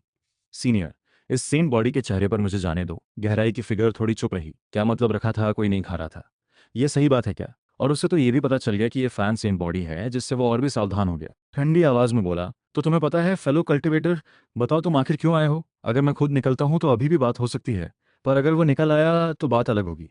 उसके गोल्डन फर में आग सी जलने लगी। ग्रेट अकॉम्प्लिशमेंट सेंट बॉडी की भारी ऑरा जागने लगी। सब कुछ जाग गया। याओ ची, याओ गुआंग, जी फैमिली, जियांग फैमिली, कई सेक्रेट वेपन्स हिलने लगे। यहाँ तक कि अर्थ वेपन्स भी जागने लगे। लोग डर गए, ये कैसी पावर है? क्या कोई रिस्ट्रिक्टेड एरिया सुप्रीम जागने वाला है? खून जैसी वो ऑरा जी फैमिली ने स्पेस तक चीर दिया। जियांग फैमिली में आग की बारिश हुई। याओ गुआंग होली लैंड जाग गई। दूसरे रिस्ट्रिक्टेड एरिया सुप्रीम्स ने भी आंखें खोली। वो सब वेस्टलैंड रेस्ट्रिक्टेड एरिया की तरफ देखते हुए धीरे धीरे बात करने लगे। क्या ये वही है? नहीं, कोई और एग्जिस्टेंस है। कुछ ने सोचा कि कोई और सुप्रीम अपनी बची हुई लाइफ जल्दी खत्म होते देख जल्दी दुनिया में आ रहा है, एवरीवन को खत्म करने के लिए। पूरी नॉर्थ स्टार इस भयानक ऑरा से हिल गई। पर जब सबको लगा कि अंधेरा और अराजकता शुरू होने वाली है, वेस्टलैंड रिस्ट्रिक्टेड एरिया के ऊपर एक और भी भयानक ऑरा फट पड़ी। दोनों ऑरा हवा में टकराईं, जैसे 6 बड़ी दुनियाएं घूम गईं। 9 हेवन स्टार्स की रोशनी छीन ली गई। फिर वो चेन से जकड़ी हुई फिगर फिर से शांत हो गई। जिन लोगों ने वेस्टलैंड रेस्ट्रिक्टेड एरिया को ताड़ने की कोशिश की, उन्हें बस एक मिस्टीरियस फिगर दिखी जो सबकी तरफ पीठ किए खड़ी थी। जवान औरा किसी डिवाइन फर्नेस की तरह जल रही थी। अनगिनत दाव उसके पैरों तले सांस ले रहे थे, हर सांस से नई पावर खींच रहे थे। अगले पल वो फिगर ने मुड़कर पीछे देखा। सारी नजरें एक झटके में कट हो गई। वेस्टलैंड रेस्ट्रिक्टेड एरिया फिर से फॉग में छिप गई, पर पूरा नॉर्थ स्टार हिल चुका था। सबके दिमाग में बस एक ही विचार था, किसी रेस्ट्रिक्टेड पावर ने उन्हें दबा दिया। ये फैन स्पेस में जमा तो था, पर उसकी आंखों में हैरानी साफ दिख रही थी। उसे शायद लग गया कि मेरी बात के पीछे कोई बड़ा सीक्रेट है। मैंने कोई एक्सप्लेनेशन नहीं दी, एक्सप्लेन करना बहुत झंझट है, भरोसा दिलाना उससे भी ज्यादा। शायद मैं 6 पार्ट्स रीइंकार्नेशन फिस्ट दिखाकर खुद को प्रूव कर सकता हूँ, या जवान ऑरा और इमॉर्टल प्लेटफॉर्म दिखाकर बता सकता हूँ मैं कोई रिस्ट्रिक्टेड सुप्रीम नहीं हूँ, या रिस्ट्रिक्टेड लेगेसी निकालकर धीरे धीरे ट्रस्ट बना सकता हूँ। पर यह सब उनके मूड पर डिपेंड करता, मुझे ये अच्छा नहीं लगता और रिस्क भी नहीं लेना चाहता। तो मैंने सबसे सिंपल डिसीजन लिया, तुरंत खुद ही सब कुछ मान लो। एक बार मान लिया तो सारे डाउट्स अपने आप खत्म हो जाएंगे। ग्रेट अकॉम्प्लिशमेंट सेंट बॉडी बूढ़ा और सुस्त था, उसे फूल करना आसान होगा। मैंने सीधे मुंह खोला। मैंने मेडिसिन इफेक्ट लॉस की भी परवाह नहीं की। सीधे रूट, ट्री स्टोन, सब सेक्रेट फ्रूट एक साथ शरीर में अब्जॉर्ब किया। पूरी तरह क्रूड ही सही, लगभग आधा इमॉर्टल मेडिसिन ले लिया। सिस्टम पैनल तुरंत बदल गया। कोटा 4999 साल से बढ़कर 9999 साल हो गया। 5000 साल इंक्रीज हुआ। 10,000 साल का लोन कोटा। मैंने वो नंबर्स देखते हुए जरा भी अफसोस नहीं किया, बस जोश ही जोश था। कुछ घंटे पहले मैं फायर स्टार पर एक साधारण प्रेजेंट था। 9 ड्रैगन ताबूत में कदम रखने के बाद पूरा रास्ता स्मूथ रहा। जहां भी गया सब झुक गए। फायर स्टार पर ईवल एंसेस्टर मैंने बेल्ट बना दिया। थंडर केव का बुढ़ा ट्रेजर मेरे झोले में आ गया। वेस्टलैंड रेस्ट्रिक्टेड एरिया का सीक्रेट फ्रूट भी मेरे हाथ में आ गया। इतना रिस्क असंभव, बिल्कुल असंभव। लोन में लिए 10,000 साल के कल्टीवेशन के मुकाबले उस बूढ़े सुस्त कमजोर सेंट की एडवांटेज मेरे साथ थी। मैंने मनी मन कहा, सिस्टम मुझे 10,000 साल का कल्टीवेशन लोन दो। अगले ही पल पैनल हिल गया। टाइम रिवर तेजी से बहने लगी। इस बार पिछली बार से बिल्कुल अलग। मैं अब डेथ लाइन पर जीने का रास्ता नहीं ढूंढ रहा था, क्योंकि अभी मैं ग्रेट सेंट डिसीजन मेकर हूं। कभी भी ब्रेक थ्रू कर सकता हूं। क्वाजाई एम्परर बनने से पहले लगभग सारी बाधाएं पार कर चुका था। मैंने अनगिनत मैसिव फ्यूचर्स देखी, ज्यादातर बहुत स्मूथ और इजी थी। बस कुछ टाइमलाइंस में डार्क क्योस में इन्वॉल्व होने से, स्ट्रेंज वर्ल्ड से टकराने से या प्रिडिक्शन फेल होने से लाइफ एंड डेथ क्राइसिस आई। और बाकी सारे फ्यूचर्स में मैं सही रास्ते के दरवाजे पर खड़ा दिखा। पर सामने की ये मुश्किल अभी भी टलनी नहीं थी। ग्रेट अकम्प्लिशमेंट सेंट बॉडी की पूछताछ, एम्प्रेस की नज़र। मैंने देखा कुछ फ्यूचर्स में मैंने पूरी पावर लगाकर फाइट की। आखिर ग्रेट अकम्प्लिशमेंट सेंट बॉडी ने 3 मुक्कों में मुझे मार गिराया। सोल चिल्लाई। मैंने ये फैन के जरिए खुद को बचाने की कोशिश की। सोचा ये फैन नहीं मरेगा। आखिर मैंने खुद को ज्यादा आंका और ओपोनेंट को कम। व्हाइट रोब एम्प्रेस आसमान से उतरी, फिर से एक उंगली से मार गिराया। दिल एकदम सुन्न हो गया। मैं लगभग उसकी पावर के कंट्रोल में वेस्टलैंड बनने ही वाला था। अगर मेरी वॉइड डिवाइन टेक्निक अपनी सीमा तक पहुंचकर सब कुछ को इरेज नहीं कर पाती, तो उस फ्यूचर में मैं सच में खत्म हो जाता। मैं उस व्हाइट रोब एम्प्रेस की फिगर को देखकर गुस्से से दांत पीसता रहा। 3 सेकंड बर्दाश्त किया। 3 सेकंड, और आखिर अनगिनत फ्यूचर्स में से एक सबसे ट्रेजिक, सबसे वाइड टाइमलाइन उभर आई। उस फ्यूचर में मैंने न हार्ड फाइट की, न भागा, बल्कि खुलकर अपना दाव एक्सप्लेन किया। मैंने ग्रेट अकम्प्लिशमेंट सेंटेंस को बताया, मुझे पहले से पता था। मैं लगातार अपनी पावर निखार रहा हूँ, अपने अंदर के दरवाजे खोल रहा हूँ, यहाँ तक कि अपनी टेक्निक में जानबूझकर एम्प्रेस के दाव की झलक भी रखी है। क्योंकि सच में मुझे एम्प्रेस की लेगेसी से बहुत कुछ सीखने को मिला। कुनलून डेमन पैलेस और एक्सटिंग्विशिंग हेवन पैलेस दोनों ने मुझे बहुत इंस्पायर किया। मैं उन्हें रिस्पेक्ट करता हूँ, सच में रिस्पेक्ट करता हूँ। रही बात इमोर्टल मेडिसिन लेने की, वो भी सिंपल है, मुझे बहुत आगे बढ़ना है। 6 पाथ्स रीइंकार्नेशन फिस्ट के साथ ये फैन और पांग बो ने भी मेरे लिए गवाही दी। उस फ्यूचर में मैं आखिरकार बड़ी मुश्किल से बात मनवाने में सफल रहा, और क्योंकि मेरा एटीट्यूड काफ़ी अच्छा था, मैं ओपनली माना कि एम्प्रेस के लीनिएज से मुझे प्रेरणा मिली है। वो टाइमलाइन एम्प्रेस जैसी ही, फिर भी अलग सी थी। एम्प्रेस ने मुझ पर और भी ज़्यादा ध्यान दिया। अभी के लिए ये टाइमलाइन सबसे स्टेबल दिख रही थी। मैं उस टाइमलाइन को देखते हुए धीरे धीरे मुस्कुराया। अगर हार्ड फाइट में मार खाऊं, भागने पर पड़ा जाऊं, तो अलग तरीका अपना चाहिए। मैं यहाँ रिस्ट्रिक्टेड एरिया को प्रोवोक करने नहीं आया। मैं यहाँ खुद को साफ साफ पहचान कराने आया हूँ। अगले ही पल 10,000 साल की फ्यूचर बॉडी टाइम रिवर पर चलती हुई मेरी तरफ आने लगी, और रियलिटी में 10,000 साल। और बस ऊपर देखते हुए मुस्कुराते हुए बोला, सीनियर, गलतफहमी है, सब गलतफहमी है। आपको उकसाया, मैं सच में सिर्फ आगे बढ़ना चाहता था। ग्रेट अकॉम्प्लिशमेंट सेंट बॉडी की समझदारी के सामने मैंने बस इतना ही कहा, सीनियर, गलतफहमी है, सब गलतफहमी है। आपको उकसाया, मैं सच में सिर्फ आगे बढ़ना चाहता था। बेशक सिर्फ बोलने से काम नहीं चलता, तो उस सबसे स्टेबल टाइमलाइन में मैंने हार्ड फाइट भी नहीं की, भागा भी नहीं, बल्कि सीधे सीधे सब कुछ खुलकर बता दिया। मैंने ग्रेट अकॉम्प्लिशमेंट सेंट बॉडी को बताया कि मुझे पहले से पता था ये फैन वेस्टलैंड सेंट बॉडी है। ये भी पता था कि वेस्टलैंड रेस्ट्रिक्टेड एरिया का एम्प्रेस से कुछ ना कुछ कनेक्शन है। मेरी अभी की कंडीशन कोई रिस्ट्रिक्टेड सुप्रीम का पोजीशन नहीं, न ही किसी बूढ़े मॉन्स्टर की रीइंकारनेशन, बल्कि मैंने एक अलग तरह का ट्रांसफॉर्मेशन पाथ चुना है। मार्शल आर्ट खुद से। Kunlun demon palace, extinguishing heaven palace दोनों ने मुझे बहुत इंस्पिरेशन दी। मैं दुश्मन नहीं हूँ। एम्प्रेस और मेरा एक तरह का म्यूचुअल अंडरस्टैंडिंग है। मैं उन्हें रेस्पेक्ट करता हूँ, सच में रेस्पेक्ट करता हूँ, सीनियर। रही बात मैंने इमॉर्टल मेडिसिन फ्रूट क्यों लिया, वो और भी सिंपल है। मुझे बस आगे बढ़ना है, मुझे इमॉर्टल बनना है, मुझे सर्वाइव करना है। इतना कहकर मैंने ये फैन, पांग, बो और बाकी क्लासमेट्स को गवाही के लिए बुलाया। आखिर में ये भी जोड़ा कि मैंने ये फैन को बोधी दी, उन्हें सेक्रेट फ्रूट खिलाया, और सबकी कई बार रक्षा की। ग्रेट अकॉम्प्लिशमेंट सेंट बॉडी आखिर मुश्किल से मान गया। एम्प्रेस ने भी हाथ नहीं उठाया, पर हाथ न उठाने के बावजूद उसने खुद मेरे अंदर एक स्टैंप लगा दिया। उस स्टैंप में उसकी कई बार ट्रांसफॉर्मेशन की मेमोरी छिपी थी। हर धड़कन एक तरह की चेतावनी थी, एक तरह की याद दिलाना। मतलब कुछ ऐसा, बच्चे, मैं तुम्हें देख रही हूँ। पर मैं कर भी क्या सकता था। घर में रहना है तो सिर झुकाना पड़ता है। बाद में मैं सबको लेकर एक बार धरती वापस गया। इस बार आधा दिन ही बीता। ये फैन के पेरेंट्स ठीक थे, शू क्यूंग भी थी। कोई नुकसान नहीं हुआ, कोई 15 साल का अफसोस नहीं। ये फैन थोड़ा हिचकिचा रहा था। आखिर पेरेंट्स सामने हो, लव सामने हो, कौन नॉर्थ स्टार की तकलीफ फिर से झेलना चाहेगा। पर जैसे ही वो सोच रहा था, मेरे अंदर वो हल्की सी धड़कन फिर से हुई। एम्प्रेस की पावर ने फिर से मुझे टेक्निक दिखाई। मुझे समझ आ गया, ये मुझे इशारा कर रही है सबको वापस ले जाने का। ये फैन, माफ़ी चाहता हूँ, दोष वेस्टलैंड रिस्ट्रिक्टेड एरिया की हरी को दो। तो मेरे पास कोई और ऑप्शन नहीं था। मैंने ये फैन और शू क्यूंग दोनों को साथ नॉर्थ स्टार वापस ले लिया। नॉर्थ स्टार वापस पहुंचकर मैंने पहले जैसे इन क्लासमेट्स को स्पिरिट वॉइड केव हेवन में रखा। पर बैठे कुछ ही देर हुई थी कि वो धड़कन फिर से, dragon pattern, black gold, emperor artefact. मेरा चेहरा तुरंत उतर गया। ये किस बात का इशारा है? क्या मैं ऐसा इंसान हूं जो ये फैन को बेचकर फायदा उठाऊं? कितनी बुरी सोच है ये। फिर मैंने चुपचाप अपने पास आया वो dragon pattern, black gold, emperor artefact रख लिया। बगल में खड़ी योगवांग होली सॉवरेन बेबस थी। ये फैन का नॉर्थ स्टार वापस आना अब तय हो चुका था। ना लूं तो बेकार। और आखिर उस समय वेस्टलैंड रेस्ट्रिक्टेड एरिया में अगर मेरे पास एक अर्थ वेपन होती तो हार भी जाता, तो कम से कम भाग तो सकता था। ये जगत लोन कल्टीवेटर के लिए बहुत नाइंसाफ है। मैंने फैसला किया, आज से लोन कल्टीवेटर नहीं रहूंगा। यागुआन होली सॉवरेन के लोग जल्दी ही एम्परर ऑनर को बुलाने गए। वो एंशियंट सेज जो टेम्पल में सोए हुए थे जागे, पर जैसे ही उन्होंने मुझे देखा और मेरे अंदर वो स्टैंप महसूस किया, मैं बस एम्प्रेस का सच्चा फॉलोअर हूँ। ये फैन सेक्ट का पहला हेडमास्टर। बिल्कुल भी dragon pattern, black gold, emperor artefact की वजह से नहीं, बिल्कुल भी नहीं। फिर मैं यागुआंग को लेकर उतरा, एक ही झटके में ग्रेट सेंट डिसीजन मेकर बनकर, उसका एम्परर आर्टिफैक्ट हाथ में लेकर। इस एरा में जहां सेंट बनना भी लेजेंड जैसा है, लगभग अनबीटेबल बन गया। होली मेडन्स आकर मुझे सल्यूट करने लगीं।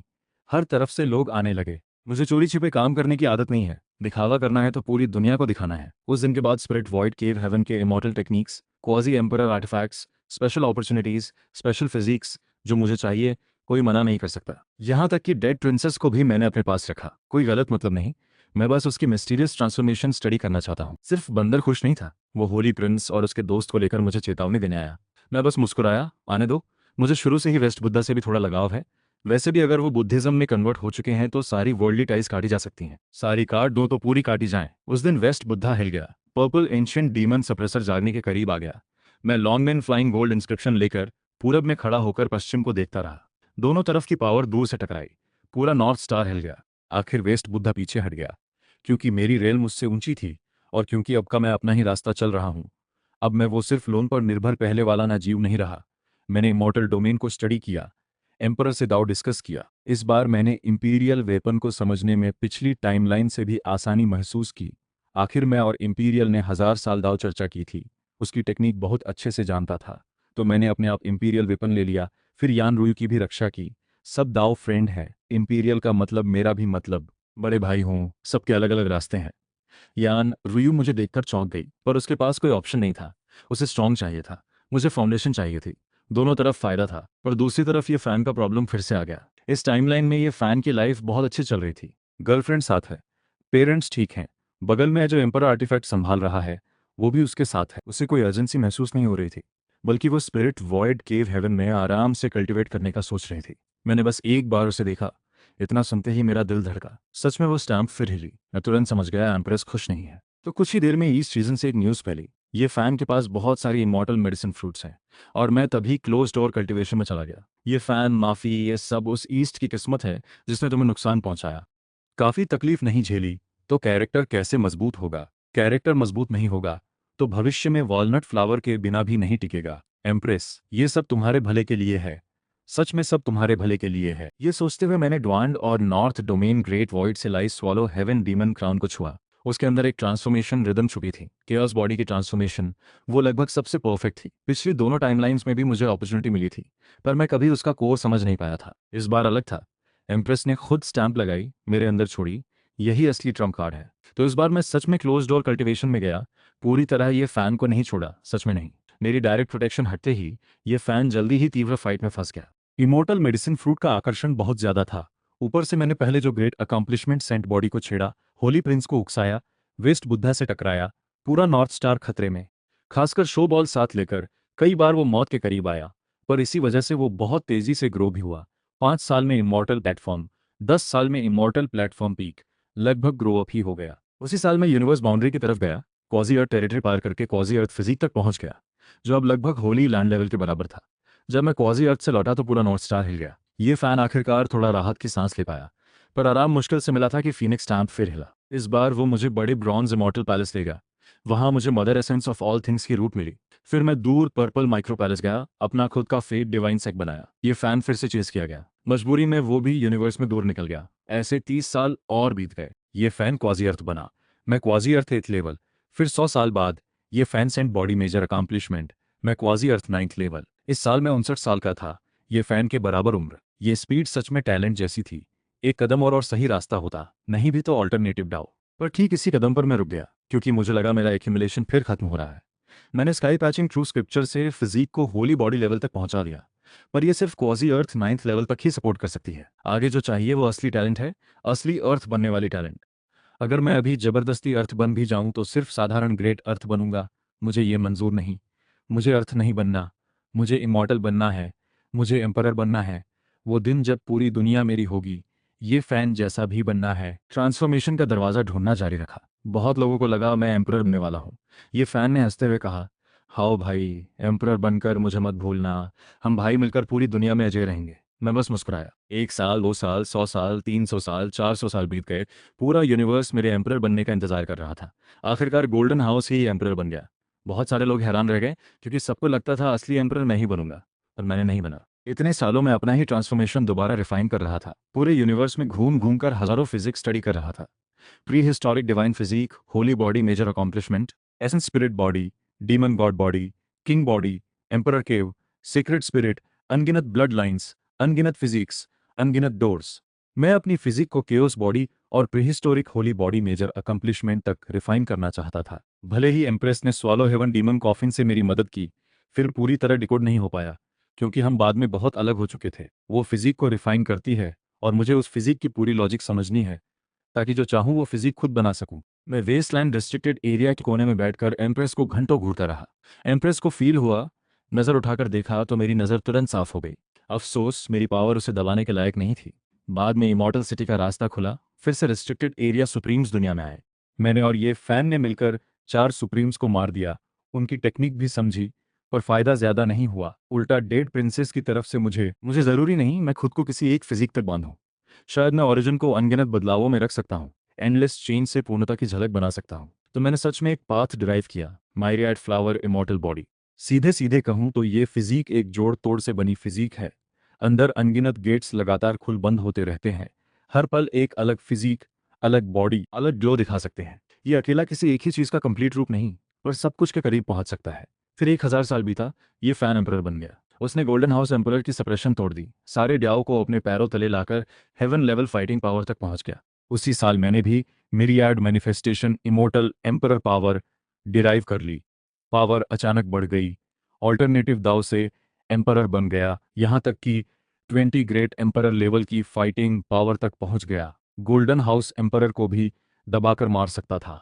उसके बाद दुनिया मुझे कंज्यूमिंग हेवन एम्परर बुलाने लगी। भले ही ये टाइटल थोड़ा एग्जैजरेटेड था, फर्क नहीं पड़ता। मैंने ये फैन से हेवन सप्रेस करने में मदद नहीं ली, तुरंत हेवन स्टार मार्कर को चैलेंज भी नहीं किया, क्योंकि माइरियड मैनिफेस्टेशन इमोर्टल एम्परर पावर अभी अपनी सीमा तक नहीं पहुंची थी। मुझे असली फोरनॉलेज चाहिए, असली एम्परर बनना चाहिए। डेड एंशिएंट एम्परर का ट्रांसफॉर्मेशन पाथ अच्छा तो था, पर वो स्पीशीज का टैलेंट था। मैं आखिर ह्यूमन रेस हूँ, बिना बॉर्न में कुछ पाना थोड़ा मुश्किल है। पर एम्परर अलग है, वो इमॉर्टल है।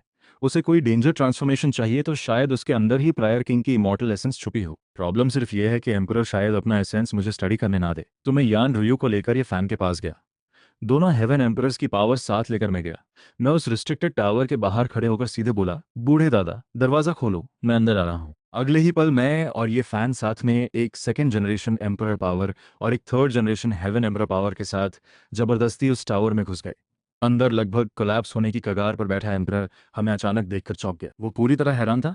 तुम लोग कौन हो? मैंने कोई बात बर्बाद नहीं की, मुझे तुम्हारे अंदर के डोर्स देखने हैं। एम्परर कुछ पल चुप रहा। ठीक है, पर तुम अपनी टेक्निक मुझे दोगे और तुम्हें यहाँ रुककर मुझे इमॉर्टल जेड रिफाइन करने में मदद करनी होगी। मैं शुरू में मना करने वाला था, पर एम्परर की एक बात मुझे मना करने नहीं दी। उसने कहा, मेरा दरवाज़ा यही जेड है, मेरी असली बॉडी, मेरी कल्टीवेशन सब उसी जेड में बदल चुकी है। अगर मेरा दरवाज़ा देखना है तो इस जेड को रिफाइन करना होगा। तो मैं फिर एम्परर के साथ बैठ गया।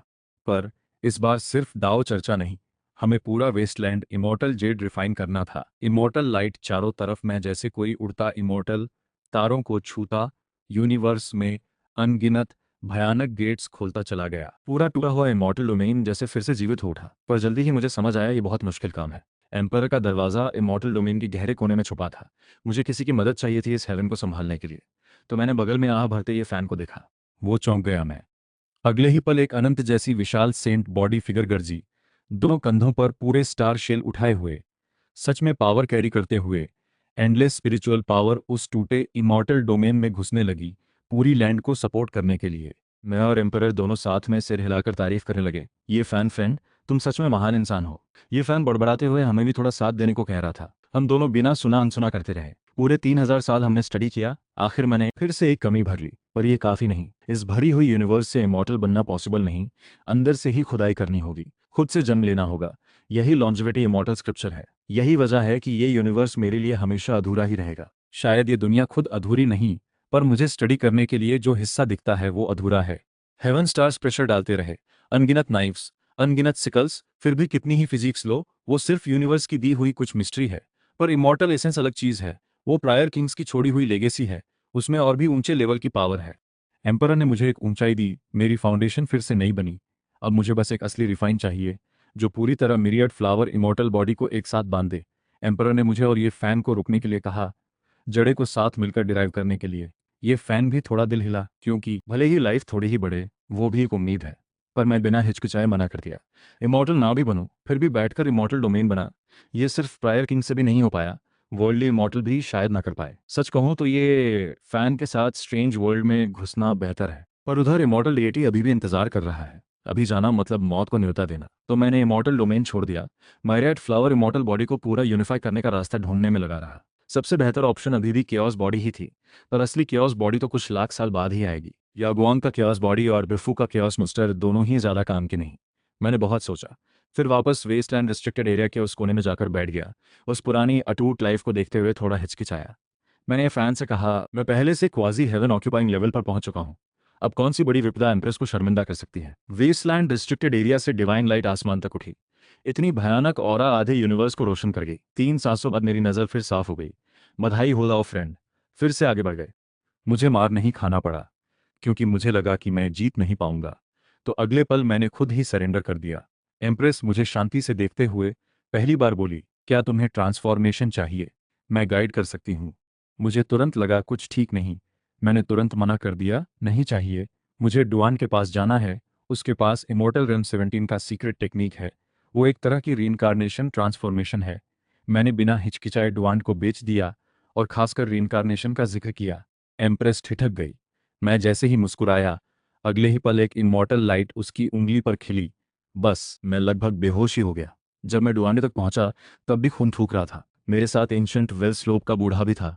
एम्प्रेस ने डुआंडे उस मिथिकल ग्रेव में था, हमें देखकर बुरी तरह डर गया। हाउ भाई, मुझसे कुछ काम है? मैं खून थूकते हुए भी हंसते हुए बोला, घमंडी बूढ़ा, मुझे हाउ हेवन एम्परर ना बुलाओ। चलो ठीक है, पर तुम मुझे तो बुलाते भी नहीं, तुम्हें तो खत्म ही समझो। ऊपर आसमान नीचे धरती, कोई तुम्हें नहीं समझ सकता, पर मैं समझता हूँ। मैंने उसका कंधा थपथपाया।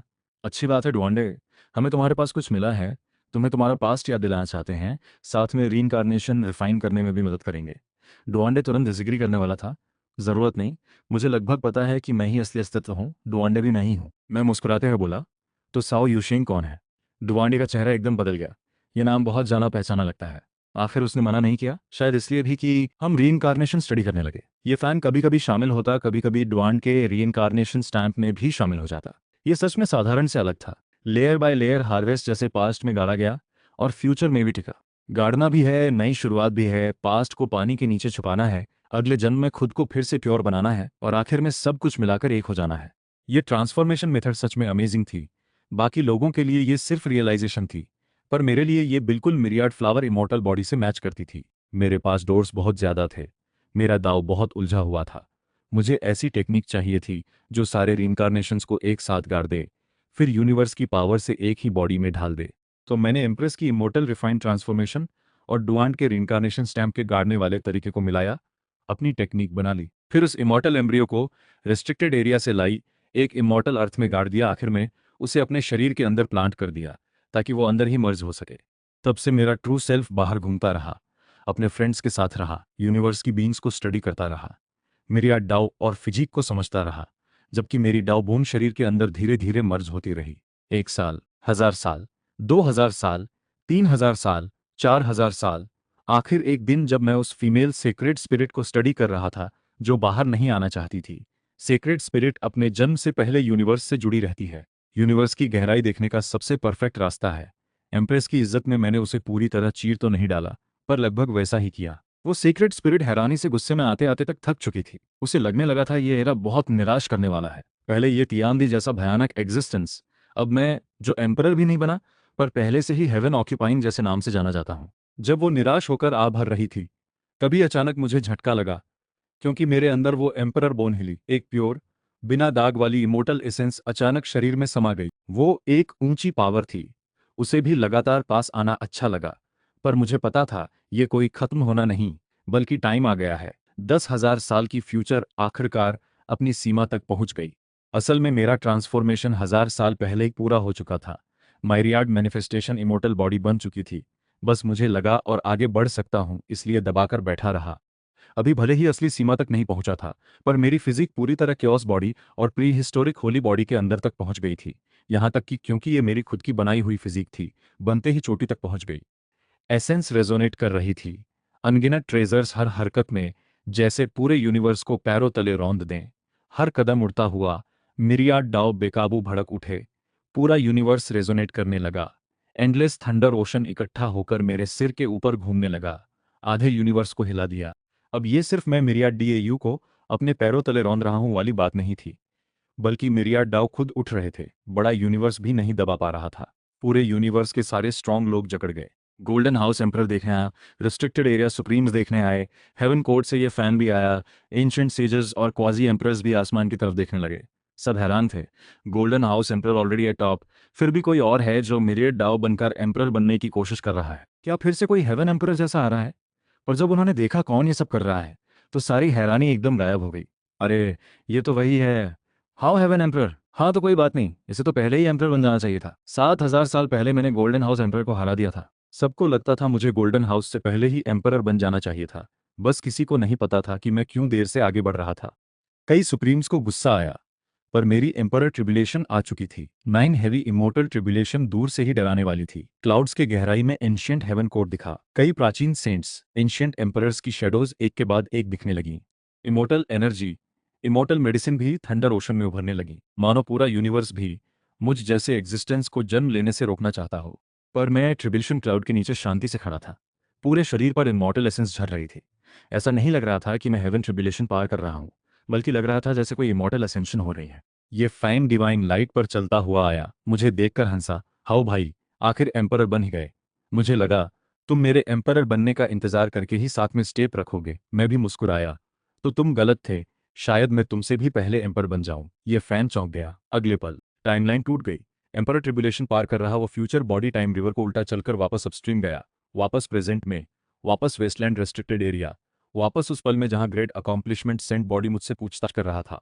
वो 10,000 साल की फ्यूचर बॉडी मेरे शरीर में समा गई। अनगिनत मेमोरीज निकल गईं। सारे स्क्रिप्चर्स अपने आप उभर आईं। Sky patching true scripture, myriad flower immortal body, hidden immortal technique, emperor immortal essence, डुआंडे का रीइंकार्नेशन, एम्प्रेस की ट्रांसफॉर्मेशन, सारा अक्यूमुलेशन इसी पल वापस आ गया। एक इमॉर्टल एम्ब्रियो मेरे शरीर में ट्रांसफॉर्म हुआ। क्वाजी अर्थ बैरियर्स एक एक करके टूटते गए। क्वाजी अर्थ फर्स्ट लेवल, क्वाजी अर्थ थर्ड लेवल, क्वाजी अर्थ सिक्स्थ लेवल, क्वाजी अर्थ नाइन्थ लेवल, फिर मिरियाड दाव खिल उठे। हेवन और अर्थ रेजोनेट हो गए। ऑल्टरनेटिव दाव एक भयानक मिराकल के साथ उठा, सब कुछ दबाने लगा। फिर उस व्हाइट रोब एम्प्रेस की तरफ देखते हुए मैं मुस्कुराया। सीनियर, अब हम अच्छे से बात कर सकते हैं ना? वो 10,000 साल की फ्यूचर बॉडी वापस समते ही मैं लगभग सीधे एम्परर बनने ही वाला था। इमॉर्टल फेट डाओ पूरे हेवन के लिए। मिरियाड डाओ मुझे सल्यूट करने लगे, पर मैंने वो जोर से रोक लिया, क्योंकि मुझे अभी एम्परर नहीं बनना। डर नहीं, बल्कि हेवन ऑक्यूपाइंग फाइटिंग पावर पहले से ही काफ़ी है। इस एरा में मैं बीफ होने से नहीं डरता। रेस्ट्रिक्टेड एरिया सुप्रीम्स चाहे कुछ भी हो, अनडाइन हेवन एम्परर, डार्क केओस, सच में लड़ाई हो तो मेरे पास भी चांस है। पर प्रॉब्लम यह है कि एक्चुअली एम्परर बनने में खुद तकलीफ झेलनी होती है, और मैं तकलीफ नहीं झेलना चाहता। फ्यूचर टाइमलाइन खुद ही सबसे बढ़िया चुन लेगी। अभी अगर मैं जल्दी ब्रेक थ्रू करूं तो लोन रीपेमेंट शेड्यूल बिगड़ जाएगी। और सबसे इंपॉर्टेंट, मुझे एक बहुत बड़ी प्रॉब्लम मिली। मुझे लगभग रीपे करना है। लेवल 100 ईयर्स पीक किंग 813 साल पेंडिंग, ग्रेट सेंट पीक 4062 साल पेंडिंग, ऑल्टरनेटिव डाउ पर लेवल 999 साल पेंडिंग, कुल 15,000 साल की फ्यूचर पेंडिंग। और मेरी करंट लोन कोटा भी सिर्फ 15,000 साल की है। मैंने वो नंबर्स देखते हुए भौहें सिकोड़ ली। क्या मेरा लोन ऑन लोन मॉडल अब चल नहीं पाएगा? पहले मुझे लगता था लोन ऑन लोन इनविंसिबल है। लोन से कल्टीवेशन बढ़ती है, कल्टीवेशन से रेल्म बढ़ती है, रेल्म से रिलेशनशिप बढ़ती है, रिलेशनशिप से लोन कोटा बढ़ती है, फिर लोन फिर से इनफाइनाइट लूप। परफेक्ट। पर इस लेवल पर पहुंचकर मुझे समझ आया, जितनी ऊंची कल्टीवेशन उतनी स्लो प्रोग्रेस। पहले 100 साल में मोर्टल से फोर्थ लेवल, फिर 800, पर आगे 10,000 साल, 1 लाख साल, शायद कुछ लाख साल भी ट्रांसफॉर्मेशन पूरी न करें। बाकी वर्ल्डली इमॉर्टल तो बात ही अलग है। मैंने गंभीरता से सोचा, क्या मुझे थोड़ा लोन चुकाना चाहिए? फोर्थ लेवल वाला डेट तो बड़े आराम से चुका सकता हूँ। अभी नॉर्मल ब्रीदिंग भी उस 100 साल के आराम से तेज है। पीक किंग और ग्रेट सेंट पीक भी ज़्यादा मुश्किल नहीं। असली मुश्किल तो ऑल्टरनेटिव दौलो एम्परर लेवल का डेट है। शायद उसमें 10-20 साल लग जाएं। मैं हंस पड़ा। 10 साल? 10 साल में एम्परर नहीं बना तो ये गोल्डन फिंगर बेकार हो जाएगा। चुकाना? मुझे समझ नहीं आता मैं इस वर्ल्ड के फ्यूचर से क्यों चुकाऊं। वर्स्ट केस, लोन कोटा खत्म होते ही मैं स्ट्रेंज वर्ल्ड घुस जाऊंगा। वहां लॉन्जिविटी सब्सटेंस है, वहां जाते ही फिर से लाखों साल की फ्यूचर मिल जाएगी। यहाँ इविल एंसेस्टर खत्म हो गया तो कहीं और नया इविल एंसेस्टर ढूंढ लूंगा। इसे कहते हैं एक्सपेंशन मॉडल। यही सोचकर मेरा मूड एकदम शांत हो गया। पहाड़ के आगे रास्ता जरूर निकलता है, रास्ता खत्म हो तो नया मैप ले लो। एडवांटेज अभी भी मेरे पक्ष में है। और बाहर ये फैन और पांग बो ने बस मुझे देखा जो सारी सीक्रेट मेडिसिन रिफाइन कर चुका था। आंखें बंद करके फिर खोलते ही पूरा हेवन अर्थ और आसमान तक उठा। मिरियाड डाव एक साथ बुद्ध की तरह झुक गए। वो जगह जो अभी सबको जकड़े थी, मेरे इस अपॉर्चुनिटी के सामने बर्फ की तरह पिघल गई। ये फैन वगैरह एक झटके में हिल पाए, पर अब उन्हें अपनी खुद की हालत की परवाह नहीं थी। सब बड़ी आंखों से मुझे देखने लगे। मेरे लंबे बाल हवा में उड़ रहे थे, और ऐसी थी कि हर हरकत मेरी दाव को साथ खींच रही थी। मैं जहां भी कदम रखता स्पेस छट जाता, तारे रोशनी खो देते और धीरे धीरे धुंधले होते जाते। Azure dragon, white tiger, vermilion bird, black tortoise, हर एक के 99 इमेजेस स्पेस में खुद ब खुद उभरकर मुझे सल्यूट करने लगे। पांगबो की आवाज कांप रही थी। ये स्ट्रॉन्ग या वीक का सवाल ही नहीं, ये इंसान और हेवन के बीच का फर्क है। ये फैन और पांगबो रिफ्लेक्स में उस स्पेस बैग की तरफ देखने लगे जो मैंने अभी अभी उन्हें दी थी, जिसमें अभी भी कई सैक्रेड फ्रूट्स बचे थे। दोनों के मन में एक ही ख्याल आया, बॉस ये तो सच में गॉड लाइक लेवल तक पहुंच गया। पर उन्हें नहीं पता था कि सीक्रेट फ्रूट तो बस चाबी थी। असली वजह जो मुझे यहाँ तक लाई वो 10,000 साल की फ्यूचर बॉडी जिसने इतनी तकलीफ झेली। और उधर वेस्टलैंड रिस्ट्रिक्टेड एरिया की गहराई में ग्रेट अकॉम्प्लिशमेंट सेंट बॉडी भी पूरी तरह बदल गया। वो पहले सोचता था मैं एक ऑल्टरनेटिव डाओ ग्रेट सेंट हूँ, ज़्यादा से ज़्यादा थोड़ा अजीब जवान स्ट्रांग। पर अब मेरी पावर देखकर उसने तुरंत मान लिया मैं कोई जूनियर नहीं बल्कि कोई बहुत गहरा छुपा हुआ एक्सट्रीम डाओ पर्सन हूँ। और आज जाग उठी, चेन्स खनखनाने लगी। अभी वो सच में हाथ चलाने वाला था। पर मैं ऐसा इंसान हूँ जो एक इशारा भी समझ जाता हूँ। जब तुमने पहले ही हाथ उठा लिया तो मुझे भी परवाह नहीं। मैंने हल्के से कदम रखा। मैंने पहले ही कहा था मुझे प्रोवोक मत करो। तुम्हें नहीं पता मैं पहले ही ऑल्टरनेटिव डाओ बन चुका हूँ। Great accomplishment scent body. पहले तो कुछ नहीं समझा। आखिर हर कोई किसी ना किसी तरह का ऑल्टरनेटिव दाव हुआ है। पर अगले पल मेरे ऊपर ऑरा बदल गई। 6 डार्क एंशिएंट वर्ल्ड्स नजर आए। हर एक ब्लैक होल की तरह तारों की रोशनी खींचने लगा। पूरी हेवन अर्थ की सारी रोशनी गायब हो गई। चारों तरफ अंधेरा छा गया। ग्रेट अकॉम्प्लिशमेंट सेंट बॉडी की नज़र में वो 6 बड़ी दुनियाएं सिर्फ सप्रेस नहीं कर रही थीं बल्कि उसे एनालाइज कर रही थीं। उसकी अपॉर्चुनिटी, उसकी ब्लड लाइन, उसकी सेंट बॉडी की ट्रांसफॉर्मेशन, उसकी हर कमजोरी, सब 6 बड़ी दुनियाएं घूमते हुए दबाई। हर एक चेंज ठीक उसकी काउंटर अटैक को बंद कर रही थी। हर डिवाइन लाइट ठीक उसकी कमजोरी पर वार कर रही थी। ग्रेट अकॉम्प्लिशमेंट सेंट बॉडी आखिर हिल उठा। वो उठना चाहता था, पूरी पावर लगाना चाहता था, पर बहुत देर हो चुकी थी। मैंने ये फैन की सेंट बॉडी को इतने सालों स्टडी किया था। मुझे उसकी डोर्स बहुत अच्छे से पता थी, उसकी कमजोरियां भी। एक साधारण ग्रेट अकॉम्प्लिशमेंट सेंट बॉडी मेरे सामने चालाकी करने की हिम्मत कैसे करता। मैंने बुरी तरह दबाया। 6 बड़ी दुनियाओं ने उस कभी पूरी यूनिवर्स को दबाने वाले ग्रेट अकॉम्प्लिशमेंट सेंट बॉडी को वापस डीप अबिस में धकेल दिया। चेन्स गड़गड़ा उठी। गोल्डन ऑरा फट पड़ी। वो चिल्लाना चाहता था, जान लगाना चाहता था, पर सारी पावर और मेरी सप्रेशन में बदल गई। पूरे नॉर्थ स्टार की नज़रों में सब बस इतना देख पाए कि वेस्टलैंड रिस्ट्रिक्टेड एरिया की गहराई में वो लगभग जागने वाला महाकाय डेमन अचानक शांत हो गया, फिर से डीप एबिस में गिर गया। मैं सबकी पीठ करके मिरियाड डाओ के ऊपर खड़ा था, जैसे कोई सारे एंशिएंट एग्जिस्टेंस को दबाने वाला अर्थ। ये पूरा सीन नॉर्थ स्टार को हिला गया। अनगिनत होली लैंड्स के सेजेस तुरंत जाग गए।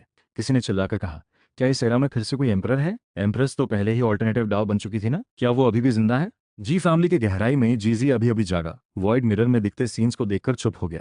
उसने देख लिया मुझ पर हेवन सप्रेसिंग हार्ट स्टैम्प नहीं है, यानी मैं ऑफिशियली एम्परर नहीं हूँ। पर सवाल यह है कि अगर मैं सिर्फ ऑल्टरनेटिव डाव हूँ तो फिर मैं इतना स्ट्रांग कैसे? पर कई पुराने एम्परर्स और किंग्स ने और साफ देखा, मैं सप्रेस नहीं कर रहा था, मैं ओवर पावर कर रहा था। कोई रिस्ट्रिक्टेड एरिया सुप्रीम बोला, ये कौन है? इसके शरीर पर मिरियाड डाओ सप्रेस करने के निशान नहीं, ना ट्रू एम्परर है, ना सेल्फ सेवर्ड सुप्रीम। इसका ब्लड बहुत यंग है। किसी ने हेवन कैलकुलेशन से निकाला, इसका 9 ड्रैगन ताबूत से संबंध है। फायर स्टार पर भी दिखा, वेस्टलैंड रिस्ट्रिक्टेड एरिया से भी निकला। शायद इमोर्टल मेडिसिन और रिस्ट्रिक्टेड एरिया के अस्तित्व से कॉन्फ्लिक्ट हुआ। इमोर्टल मेडिसिन पूरी नहीं ली इसने अभी तक। इतना सुनते ही कई सुप्रीम्स को मारने का ख्याल आया, क्योंकि एक बहुत यंग ऑल्टरनेटिव दाव पर्सन जिसकी फाइटिंग पावर किसी भी पीक अर्थ से कम नहीं, अगर ऐसे ही जीता रहा तो फ्यूचर में उनका एम्परर बनने का रास्ता रोक देगा। पर जल्दी ही किसी सुप्रीम ने ठंडे स्वर में पूछा, किसे मारना है इस एग्जिस्टेंस को? कम से कम 4 फ्लॉ ग्रेट वैली से कम नहीं। मारना है तो कम से कम कई डाओ फ्रेंड्स को साथ आकर हाथ चलाना होगा। हो सकता है उल्टा वही उन्हें मार दे। एक दो बातों के बाद सब चुप हो गए। इन सुप्रीम्स में जान लगाने की हिम्मत तो थी, पर उन्होंने आज तक इसलिए सर्वाइव किया कि कभी दूसरों के लिए रास्ता ना खोलें। आखिर कोई एंशिएंट सुप्रीम आह भरकर बोला, उसे मिल गया, अब बदलना पॉसिबल नहीं। मैं वेस्टलैंड रिस्ट्रिक्टेड एरिया में खड़ा बस हाथ हिलाता हूँ, सारी नजरें कट जाती हैं। पूरा रिस्ट्रिक्टेड एरिया फिर फॉग में ढक जाता है। पर मैं ढीला नहीं पड़ता, क्योंकि मुझे पता है असली मुश्किल ग्रेट अकॉम्प्लिशमेंट सेंट बॉडी नहीं बल्कि कोई और है। और सच में डीप अबिस से धीरे धीरे उभरने लगी एम्प्रेस। उसे देखते ही मेरा रिफ्लेक्स फिर से लोन लेने का हुआ है। कोई चारा नहीं, ये वुमन मेरे मन पर बहुत गहरा असर छोड़ चुकी है। पिछली टाइमलाइन में उसने कितनी ही बार मुझे मारा, भले ही मेमोरी से सीन इरेज हो चुका हो, फिर भी शरीर की इंस्टिंक्ट वैसी ही रहती है। पर जल्दी ही मैंने ये रिफ्लेक्स कंट्रोल कर लिया, क्योंकि इस बार मुझे कुछ अलग महसूस हुआ। वो अभी भी स्ट्रांग है, पर अब अनबीटेबल नहीं। वो शायद अभी हेवन ऑक्यूपाइंग लेवल पर है। कंडीशन भी पूरी नहीं, सोल अभी भी बाहर है। वो खुद एक ट्रांसफॉर्मेशन से गुजर रही है, शायद 4th या 5th ट्रांसफॉर्मेशन। कुल मिलाकर अभी ट्रांसफॉर्मेशन पूरी नहीं हुई। मुझे ये समझते ही मूड बदल गया। मुझे पता चला बॉडी क्योस बॉडी के बराबर लेवल पर है, पर पूरी तरह पहुंची नहीं। अगर मुझे एक क्योस बॉडी स्टडी करने को मिले तो ये मेरे लिए बहुत बड़ी अपॉर्चुनिटी है। और ऊपर से मैं बहुत रुष्ट भी हूँ। भले ही ज़्यादातर बार मैं ही पहले शरारत करता हूँ, पर वो अलग बात है ना। मैं तो सिर्फ स्टडी करना चाहता हूँ, जान लेने की मंशा नहीं। फ्यूचर में अगर कहीं फाइट हुआ तो शायद उसकी ही मदद चाहिए हो। वर्स्ट केस मैं ये सेक्ट का हेडमास्टर बनकर एक और बेटर हेडमास्टर भी बन सकता हूँ, पर वो सब बात की बात है। अभी बस अपॉर्चुनिटी ढूंढना है। ये फैन वगैरह को नहीं पता मैं क्या सोच रहा हूँ। उन्हें बस दिखा एक और फिगर अबिस से निकल रही थी। डर के मारे पीछे हट गए। ये फैन धीमे से पूछा, बॉस तुम्हें भरोसा है? ये कहते ही उसे अफसोस हुआ, क्योंकि उसे लगा वो व्हाइट रूफ फिगर ने उसे भी एक नज़र देखी। क्या मैं उसे निराश करूंगा? बिल्कुल नहीं। मैं एक कदम आगे बढ़ा और एक झटके में एम्प्रेस की फेट को लॉक कर गई। फिर ये फैन वगैरह को अपने पीछे कर लिया। मैंने एम्प्रेस को देखते हुए अजीब सी मुस्कान दी तो ये फैन ने मुझसे कहा था हाथ चलाने को। सुन लो, सारी गलती ये फैन की है, कुछ भी हो उसी को दोष दो। पर तभी जब मुझे लगा एम्प्रेस हाथ चलाने वाली है, उसने पहले खुद बोल दिया, तुम्हारी टेक्निक बहुत जानी पहचानी है, मेरे जैसी ही, पर फिर भी अलग रास्ते पर चली गई है। ये सुनते ही मेरे मन में हल्की हलचल हुई। बात तो सही है। भले ही मेरी शर्म पहले उड़ चुकी थी, फिर भी बिना बात किए सीधे हाथ चलाना थोड़ा अजीब लग रहा था। आखिर पिछली टाइमलाइन में मैंने इसी के हाथों काफी तकलीफ झेली थी, पर जो फायदा मिला वो भी बहुत बड़ा था। इमॉर्टल स्टैम्प, एम्प्रेस लेगेसी, ये शायद ये फैन के लिए किया गया हो, या शायद मैं एक पल के लिए चुप रहा। तभी एम्प्रेस ने फिर टेलीपैथी से कहा, तुम 9 वंडर्स इमॉर्टल मेडिसिन ले जा सकते हो। तुम सेंट बॉडी की टेक्निक अच्छी तरह जानते हो। शायद मुझसे बेहतर तुम इसे ग्रो कर सकते हो। मैं हैरान रह गया। क्यों उसे मेरे फैन पर हाथ चलाने की परवाह नहीं? उसे मेरे उसके आदमी को मारने से भी फर्क नहीं पड़ा, बल्कि उसे लगता है मैं ये फैन को ग्रो करने में उससे बेहतर हूँ। क्या ये सच में वही एम्प्रेस है? मेरी एम्प्रेस को वापस लाओ। पर एम्प्रेस शांति से बोली, तुम्हारी पावर को देखते हुए तुम्हें किसी की परफॉर्मेंस की जरूरत नहीं। मैं भी शायद तुम्हारे बराबर नहीं हूँ। ग्रेट अकॉम्प्लिशमेंट सेंट बॉडी ने तुम्हें गलत समझा, वो खुद संभाल लेगा। उसने पूरी तरह उस देव एबिस में दबे ग्रेट अकॉम्प्लिशमेंट सेंट बॉडी को नजरअंदाज कर दिया। एक पल के लिए मुझे कुछ समझ नहीं आया। क्या ये सिर्फ मेरी पावर की वजह से है, या और भी कुछ सोचकर? उसकी समझ भी कम है, नजर भी कम है, फिर भी हाथ चलाने की हिम्मत कर ली। शायद यही सेंट बॉडी लिनियज का ओवर कॉन्फिडेंस है। मेरे अंदर की नाराजगी धीरे धीरे शांत हो गई। पर काफी देर चुप रहने के बाद मैंने आखिर सिर उठाया। एम्प्रेस को देखते हुए, मैं हमेशा से तुम्हारे साथ हाथ आजमाना चाहता था, अपनी असली सीमा जानने के लिए। एम्प्रेस ने हल्के से सिर हिलाया। एक कदम में एक इमॉर्टल लाइट की तरह सीधे यूनिवर्स बाउंड्री की तरफ चली गई। पूरा यूनिवर्स हिल गया। उसने नहीं पूछा मैं क्यों इतना जिद्दी हूं, अगर मुझे फाइट चाहिए तो फाइट होगी। मैं भी मुस्कुराया। आखिर हेवन ऑक्यूपाइंग लोग तो हेवन ऑक्यूपाइंग तरीके से ही बात करते हैं। इतने तक पहुंचकर हाथ न चलाए तो क्या फायदा हेवन ऑक्यूपाइंग होने का? जाने से पहले मैंने उस सप्रेस स्काई स्पिनिंग सेंटस को छोड़ दिया। उसका वेस्टलैंड कट चुका था, बल्कि पहले से ज्यादा स्ट्रांग थी। मिरियड फ्लावर इमोर्टल बॉडी का बस थोड़ा सा असर इमोर्टल मेडिसिन जैसा शक्तिशाली था। उसकी रिलेशनशिप और टैलेंट दो बड़ी। वेस्टलैंड रिस्ट्रिक्टेड एरिया छोड़ने के बाद भी वो 6000 साल की उम्र से टूटी नहीं। स्काई स्पिनिंग सेंटिस ने आदर से सिर झुकाया। जी हुजूर। ये फैन वगैरह हैरान रह गए बॉस। ये तुम कहाँ जा रहे हो? मैंने उन्हें आराम से देखा। तुम लोग पहले जाओ, मुझे वेस्टलैंड रिस्ट्रिक्टेड एरिया के मालिक से एक फाइट करनी है, अपनी पावर जांचनी है। जल्दी वापस आऊंगा। ये फैन थोड़ा चिंतित हुआ। जीत जाओगे? मैं मुस्कुराया। जीतूंगा। अगले पल मेरे शरीर से मिरियड इमॉर्टल लाइट उमड़ पड़ी। एक फैली हुई इमॉर्टल रोड नॉर्थ स्टार से उठकर सीधे यूनिवर्स बाउंड्री तक पहुंच गई। पूरा यूनिवर्स हिल गया। अगर अभी तक जो ग्रेट अकॉम्प्लिशमेंट सेंट बॉडी को सप्रेस किया वो सिर्फ नॉर्थ स्टार को हिलाता था, तो इस बार मेरा जाना पूरे यूनिवर्स को साफ बता देगा मैं चुका हूं। मैं ये हाव चोरी छिपे कुछ नहीं करता। मेरे पास पहले से हेवन ऑक्यूपाइंग लेवल की फाइटिंग पावर है। यूनिवर्स में हर एक कदम पर स्टार रिवर्स पलट रहे थे। अनगिनत एंशिएंट स्टार्स पर सेजेस जाग रहे थे। यूनिवर्स की गहराई में ग्रेट सेंट्स, क्वाजी अर्थ्स सब ऊपर देखने लगे। इस एरा में फिर से कोई अर्थ है? क्या एम्परर अभी भी जिंदा है? ये कौन है? हेवन ट्रूप्स की एंशिएंट स्टार की गहराई में एक डिवाइन एग कांप रहा था। उसके अंदर गोल्डन हाउस स्पिरिट चिल्लाई, इस एरा में इतना यंग ऑल्टरनेटिव दाव व्यक्ति क्यों है? नहीं, मुझे रीइंकार्नेशन जल्दी करनी होगी। पर अगले ही पल वो जम गया, क्योंकि मैंने इमॉर्टल रोड पर चलते चलते बस एक नज़र उसकी तरफ डाली। गोल्डन हाउस एग स्पिरिट उस नज़र से भी भयानक प्रेशर महसूस कर गया। उसे तभी समझ आया मैं कोई साधारण ऑल्टरनेटिव दाव व्यक्ति नहीं। मैंने सिर्फ एक नज़र डाली और वापस देखना बंद कर दिया, क्योंकि वो मेरा टारगेट नहीं था, बहुत कमज़ोर था। अगर वो पहले से एम्परर भी बना होता तो शायद मुझे थोड़ी ध्यान देने वाली बात लगती। अभी नहीं। पूरे यूनिवर्स की नज़र आखिरकार सामने आ खड़े हुए। अनगिनत ग्रेट एरेज रोशन हुए। कई होली लैंड्स भी हिल गईं। यहाँ तक कि रेस्ट्रिक्टेड एरिया के सारे सुप्रीम्स ने भी आंखें खोल दी। उन्होंने आखिर पहचान लिया, एम्प्रेस वेस्टलैंड रिस्ट्रिक्टेड एरिया की मालकिन सच में जिंदा है। किसी ने ठंडी हंसी हंसी। लगता है कुत्ते कुत्ते में लड़ाई है। अगर दोनों घायल हो जाएं तो अच्छा है। दो एम्परर लेवल जीवों का लॉन्जेविटी स्क्रिप्चर हमें कुछ और लाख साल जीने में मदद कर सकता है। धरती से एक के बाद एक बुरी बातें रिस्ट्रिक्टेड एरिया से उठने लगी। मैं वो नजरें फील करते हुए मुस्कुराया। लगता है कई बूढ़े छिप देख रहे हैं। एम्प्रेस ने हल्के से सिर उठाया। मास्क के नीचे नजर शांत थी, जैसे मुझे याद दिला रही हो, अभी भी पीछे हट सकते हो, पर मैं सब मार दूं। ये बात पूरी यूनिवर्स में फैल गई, हर रिस्ट्रिक्टेड एरिया में भी पहुंच गई। अगले पल रिस्ट्रिक्टेड एरिया भड़क उठे। बेशर्मी, हिम्मत बहुत है, मरना चाहता है। एक एक रिस्ट्रिक्टेड एरिया में बड़ी ग्रेव जाग गई।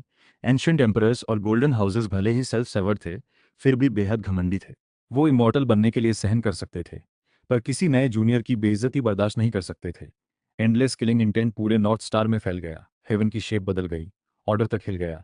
ऐसा लगा जैसे कोई एक्सट्रीम दाव व्यक्ति रिस्ट्रिक्टेड एरिया की गहराई से निकलने वाला हो। पूरा नॉर्थ स्टार। उसने कल्टीवेशन में पूरा भरोसा कर लिया। मैं इतने सारे रेस्ट्रिक्टेड एरियाज को देखते हुए बस मुस्कुराता रहा। नहीं मानते तो निकल आओ, मैं तुम्हें काटूंगा, वरना चुप रहो। रिस्ट्रिक्टेड एरियाज बहुत देर तक चुप रहे। कुछ सुप्रीम्स गुस्से से भड़के, कुछ की किलिंग इंटेंट बढ़ी, पर आखिर में कोई भी सामने नहीं आया। उन्हें शक हुआ ये कोई ट्रैप हो सकता है। वो इमॉर्टल रोड खुलने से पहले मुझसे जान की बाजी नहीं लगाना चाहते थे। उन्होंने कहा, उसके बुढ़ापे में हम हिसाब कर लेंगे। मैं ये सुनकर बस सिर हिलाकर अफसोस जताता हूँ। अगर सामने आने की हिम्मत नहीं तो चुप ही रहो। वैसे भी कुछ सुप्रीम्स को मारकर मुझे फेम मिल जाती, पर लगता है वो अभी नहीं होगा। मैंने उन छिपे बूढ़ों की परवाह करना छोड़ दी। एम्प्रेस की तरफ मुड़ा। वो अभी भी शांति से खड़ी थी, जैसे पूछ रही हो। मैं बस मुंह में स्वाद और उन्हें नापसंद करने की वजह से बोल रहा था। वैसे भी एक्सप्लेनेशन की जरूरत नहीं है। तो मैं एम्प्रेस को देखते हुए हल्के से मुस्कुराया। फिर अर्थ लेवल पावर लेकर फाइट शुरू हो गई। मुझे लगा था 50,000 साल की फ्यूचर बॉडी वापस आने के बाद हेवन ऑक्यूपाइंग फाइटिंग पावर के साथ ये फाइट एम्प्रेस को थोड़ा दबा देगी, कम से कम एक कदम पीछे तो हटा ही देगी। पर मैंने उसे कम आंका था। एम्प्रेस वहीं खड़ी, व्हाइट रोब और स्नो जैसी, आंखें शांत। ट्रांसफॉर्मेशन अभी भी अधूरी, सोल भी पूरी नहीं। पर जैसे ही उसने हाथ चलाया, इमॉर्टल पावर पूरे यूनिवर्स में फैल गई। टाइम रिवर कोलैप्स हो गई। स्पेस ओशन सब वेस्टलैंड की सीमा तक भी कोलैप्स हो गया। मैंने एक मुक्का मारा। मिरियाड डाव साथ खींचे। यूनिवर्स का डाव भी फोर्स से खींचा। बहुत भयानक मिस्ट्री। स्टार्स जल उठे। स्टार रिवर्स टूट गए। अनगिनत टाइगर स्टार्स इस शॉकवेव में राख हो गईं। पूरा यूनिवर्स कांप रहा था। नॉर्थ स्टार के ऊपर साउथ पैलेस शांत हो गया। 7 महीने तक शांत रहा। अनगिनत कल्टिवेटर्स जिन्होंने कभी असली अर्थ लेवल फाइट नहीं देखी थी, सब हैरान रह गए। उन्हें लगता था ग्रेट अर्थ बनना ही सब कुछ है। पर आज ये दो लगभग इमॉर्टल एग्जिस्टेंसेस यूनिवर्स बाउंड्री में इतना लड़े कि यूनिवर्स कोलैप्स हो गया। एक नियर बाय सुप्रीम जाकर धीमे से बोला, यही असली वेस्टलैंड मास्टर की पावर है। नहीं, वो सेल्फ सर्वर्ड नहीं हुआ, वो अभी पीक पर है। और भी कई सुप्रीम्स ने एम्प्रेस की पहचान कर ली। Swallow heaven demon palace, extinguishing heaven palace. कई साल पहले खुद ब खुद केओस बॉडी में ट्रांसफॉर्म होने वाली वो। ये किस तरह की फिजिक है? क्यों मुझे ये pre historic Holi body reversal जैसा लगता है? ये सोचते ही मेरे अंदर ब्लड जल उठा। ऑरा तेज हो गई। अनगिनत फिजिक ओरिजिन्स एक पल में रिपीट हुए। सेंट बॉडी की क्रैक, प्री हिस्टोरिक रिवर्सल का ड्याव। मेरा ड्याव गहरा हो गया। ब्लड अद्वितीय हो गई। मैंने हाथ उठाकर एक मुक्का मारा, जैसे किसी एंशिएंट एम्परर की यंग एज हो। यूनिवर्स का सारा दाव मेरे पैरों तले आ गया। उसी पर पर्पल माउंटेन के अंदर गोल्डन हाउस का बेल धीरे धीरे बजा। स्पेस हिल गया। बेल के अंदर से डिवाइन ऑरा उभरी। वो पीठ किए हुए फिगर साफ तौर पर बेचैन हुई, क्योंकि उसने पहचान लिया वो एंशिएंट डाओ, वो ऑरा, वो लगभग गोल्डन हाउस जैसा यूनिक चमत्कार। ये तो pre historic Holi body reversal है, पर गोल्डन हाउस लेगेसी तो अभी भी